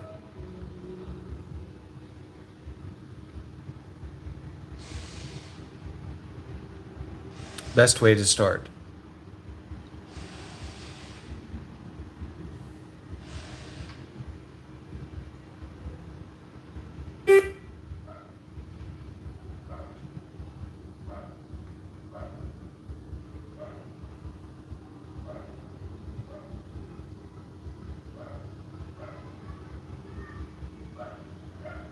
And everybody has a lot of worries, think a lot, bad habits, blockages. Everybody has that.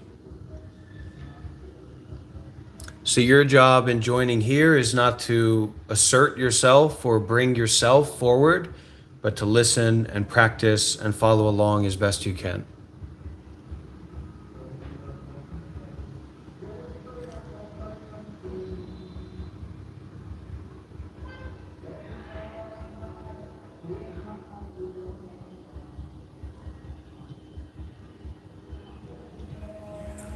Lay me down and feel the sorrow. When I lay me down and feel the pain. Would you hold my hand? Would you hold my hand until tomorrow?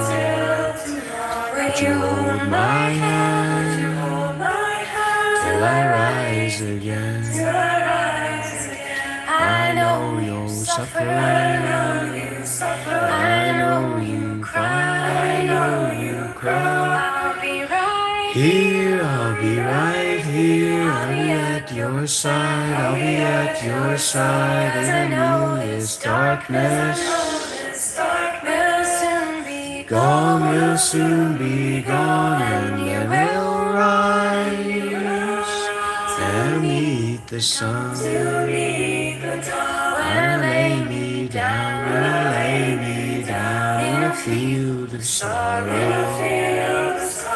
I lay me down in a field of pain, in a field of pain, will you hold my hand until tomorrow? Would you hold my hand till I rise again?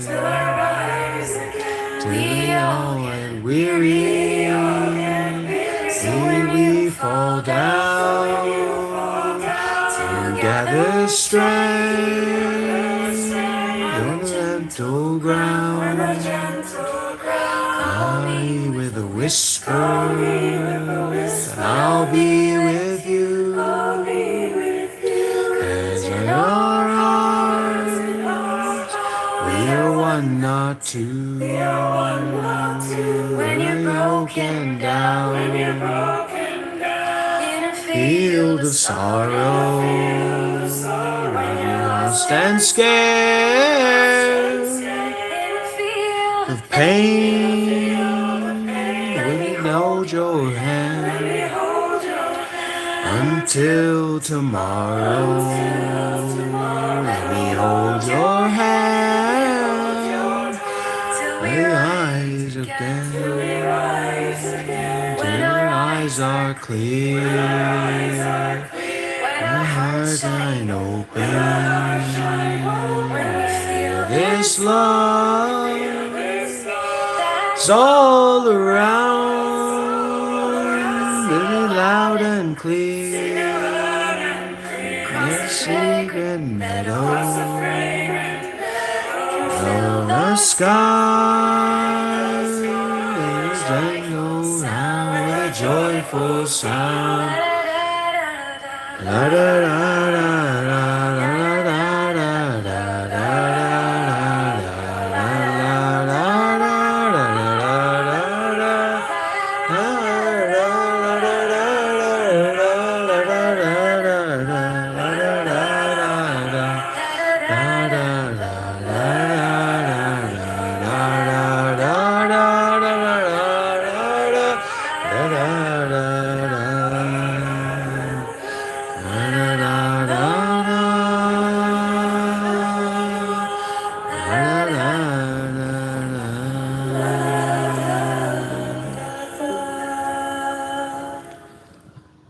So, if you want to be serious about spirituality, or God forbid, you want to be a guru,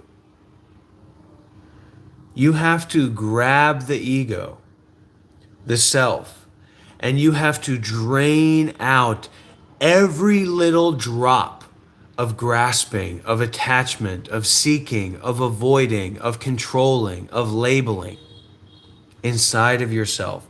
You have to wring yourself out like as through cheesecloth. Then you will be raw, vulnerable, open. And you will be so attractive to people that you will be in danger.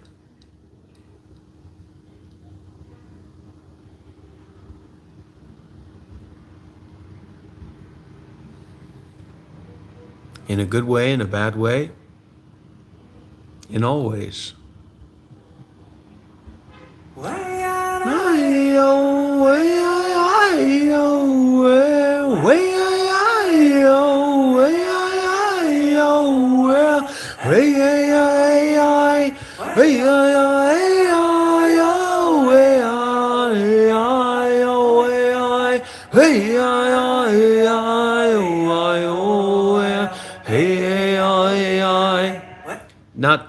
Not pure sound, not pure music.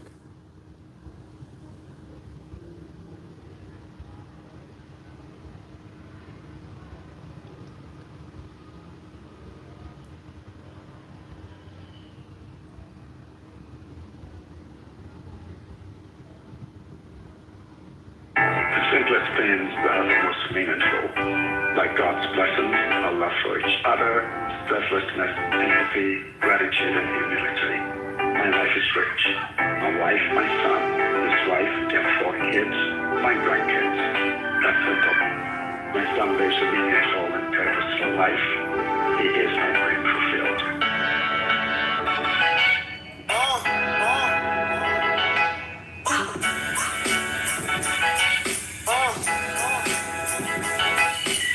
Still a child of the moment, still a child of the evening. And when I die, I hope the light that I'm shining is to reach him. While I'm alive, I hope I find what's inside and unleash it. I know where pieces between the microphone and the speakers.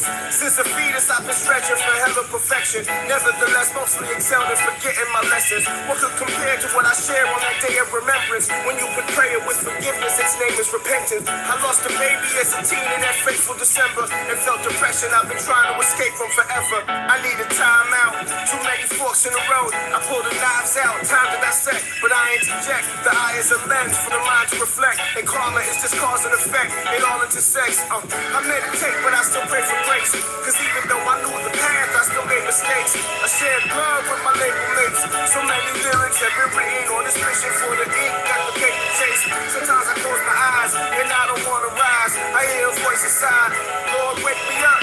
Sometimes I close my eyes and I don't wanna rise. I hear a voice inside, Lord, wake me up. I've seen angels and eagles, I've seen demons and people. I've seen teachers who only needed to meet you to read you. I've seen all of my lives, one comes after the other. I've read the chapters, homage to ayahuasca, my mother. All that I mean is my heart is still beating. I call it a vision, you call it a dream, and it's all intuition. But doesn't all mean every road that I took always led back to me. Said it would be what it would be. If it's for real, then it's this lesson to be. If it is not, it's a lesson for me. If I believe, I should just let it be. I haven't been the best human. I'm intent on improvement. The lotus flower from the mud representing my movement. If I said it, I proved it. Once you get it, don't lose it. The dialogue between the soul and the flesh is confusing. I try to analyze a mastermind, but half the time I feel my eyes are half as blind. But nonetheless, I have to try. It's my duty to harness what I can do with my conscience. Life is beauty and darkness, but my pursuit is beyond it. I meditate, but I still pray for grace. Cause even though I knew the path, I still made mistakes. I shared blood with my label mates.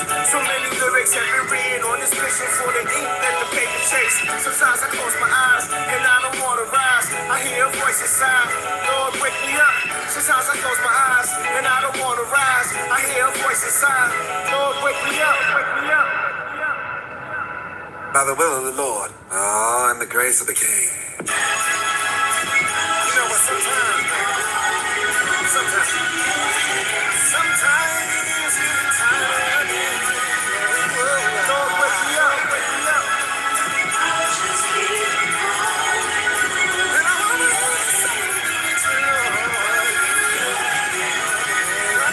Lord, wake me up, wake me up.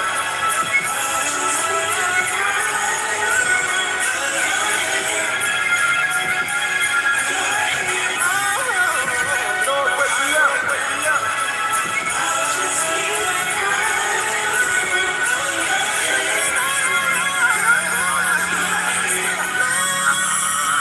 All God's grace, I ain't lost my pace. Tossed my cape from few niggas in the hood. I felt forced to save losses. I fell off and they ain't talk the same. Of course, it's the same losses make my margin change. Bosses, all us, it's just our target frame. Some bang, some play the game, they call us all insane. Fame, show us Satan, yet we all chase it. We lost basics from facelifts and car wastes. Complacence, even the weather ain't changing. This shit dangerous, it's chain when life ain't sacred, then we'll be racing, aching, selling our souls for boost engagements. Now it's flower arrangements and arrangements. I got my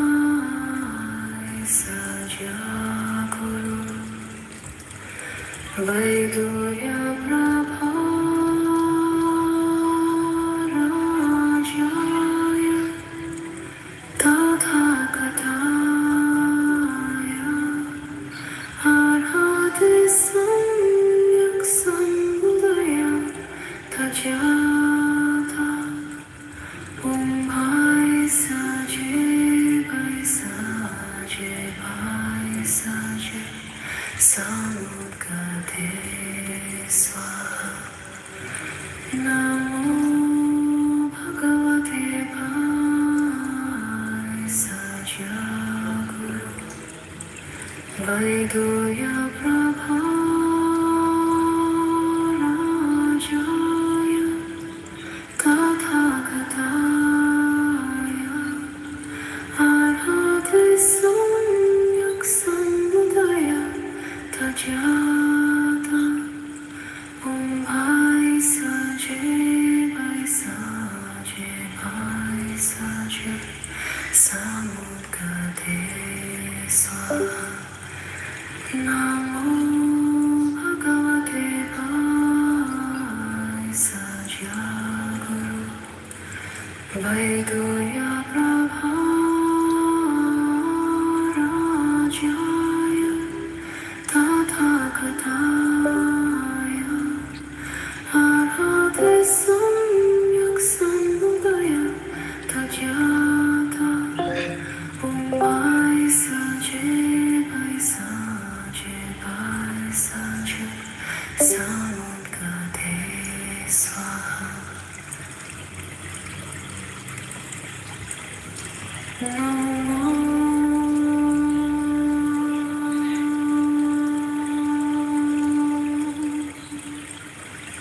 Bhagavate Vaisajya Guru Vaidoya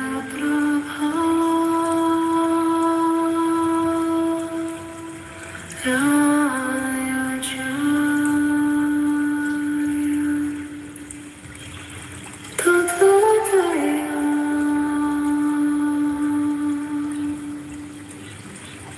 Arhate Samyak Sambuddhaya Tajata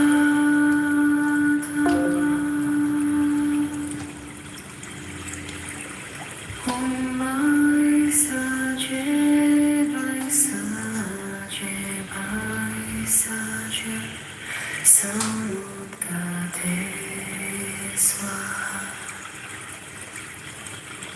Namo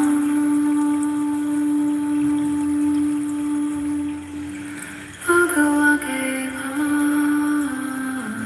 Vaisajya Guru Vaidoya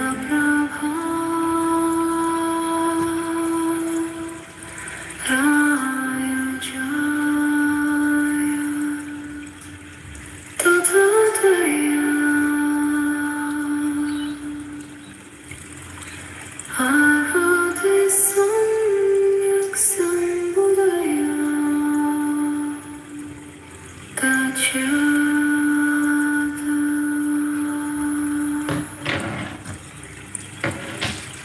Om Bhaisaje Bhaisaje Bhaisaje Samudgate Swaha Namo Bhagavate Vaisajya Guru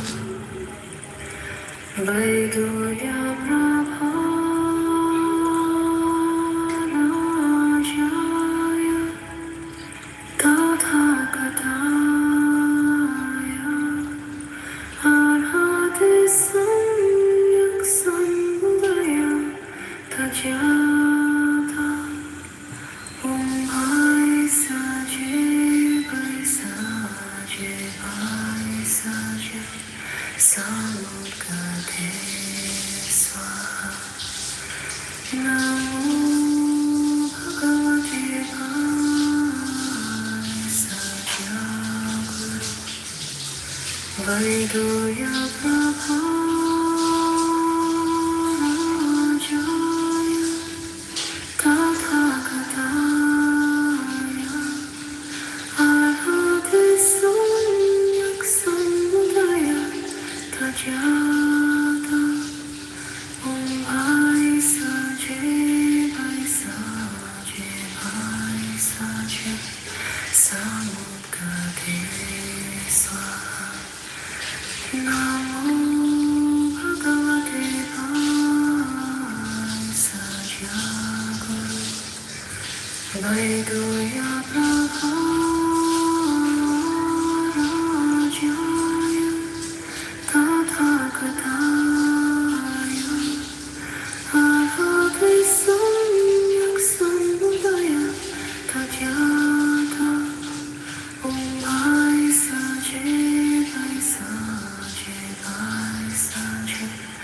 Samudgate Swaha.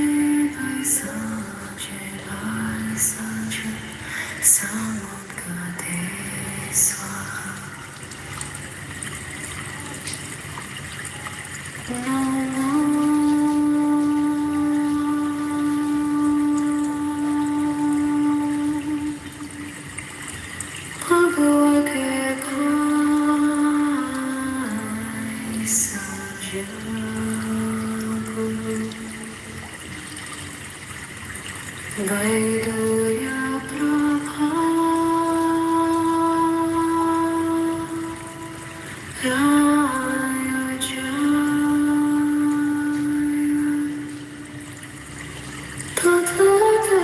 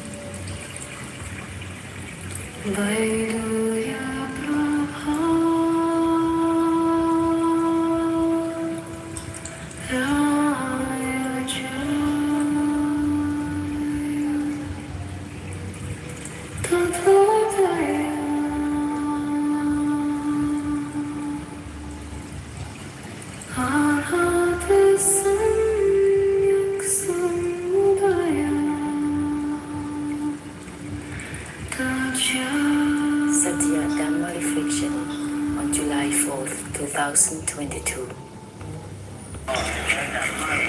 Walking in the way with disregarding is not sufficient. It has to be beyond disregarding. Beyond disregarding, to be limited with just disregarding, this is being stuck with the realm of existence. Disregard from the disregard itself. Disregard in the way that is not about anything within itself. Without grasping it, beyond disregarding, otherwise it will be maintained Within stillness and indifference, it looks good. Unwind from the disregarding furthermore. No grasping for the disregarding. To emphasize on disregarding, it is dropping, not disregarding truly.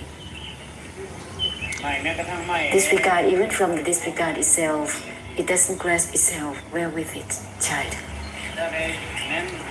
To emphasize only just disregarding is not true disregarding, it's dropping. It's not an extinction, it's dropping in itself.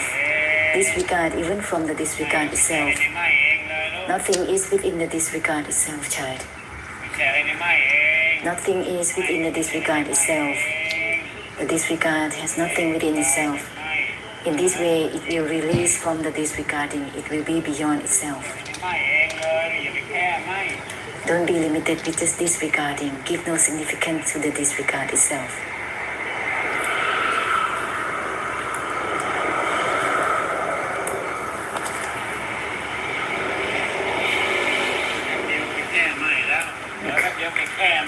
Just a tiny bit, then you're falling into disregarding. Release from it further. Nothing is within the disregarding. That means that the disregard doesn't grasp itself.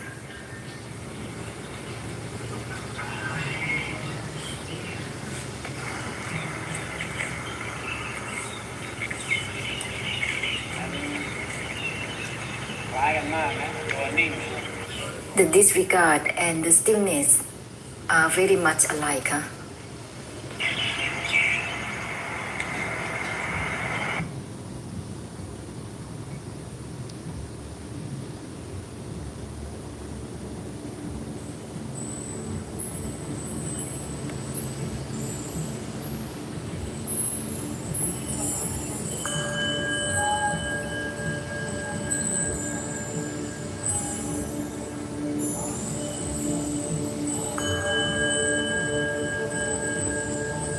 Lady Sogyu asked the Master, "Can we possibly fall into samsara?"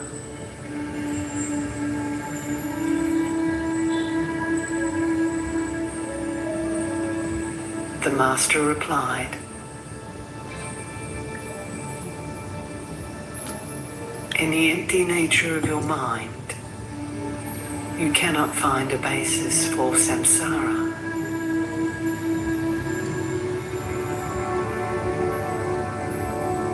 Samsara's root, the timeless purity, is undiluted wakefulness, which cannot fall.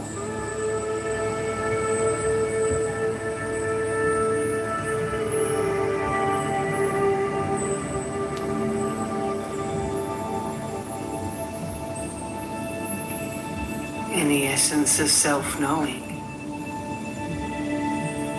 a primordial emptiness.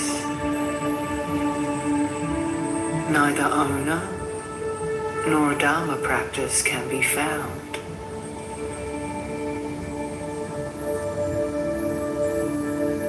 The doer of the tenfold virtuous action is primordially an emptiness.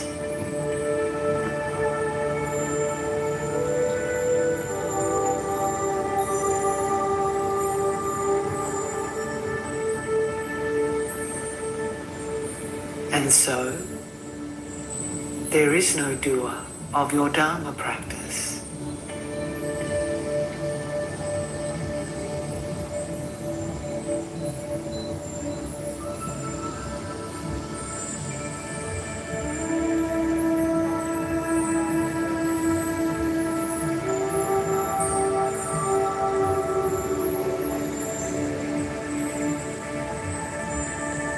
Buddha mind is surely your own nature, present timelessly within you. No need is there to seek.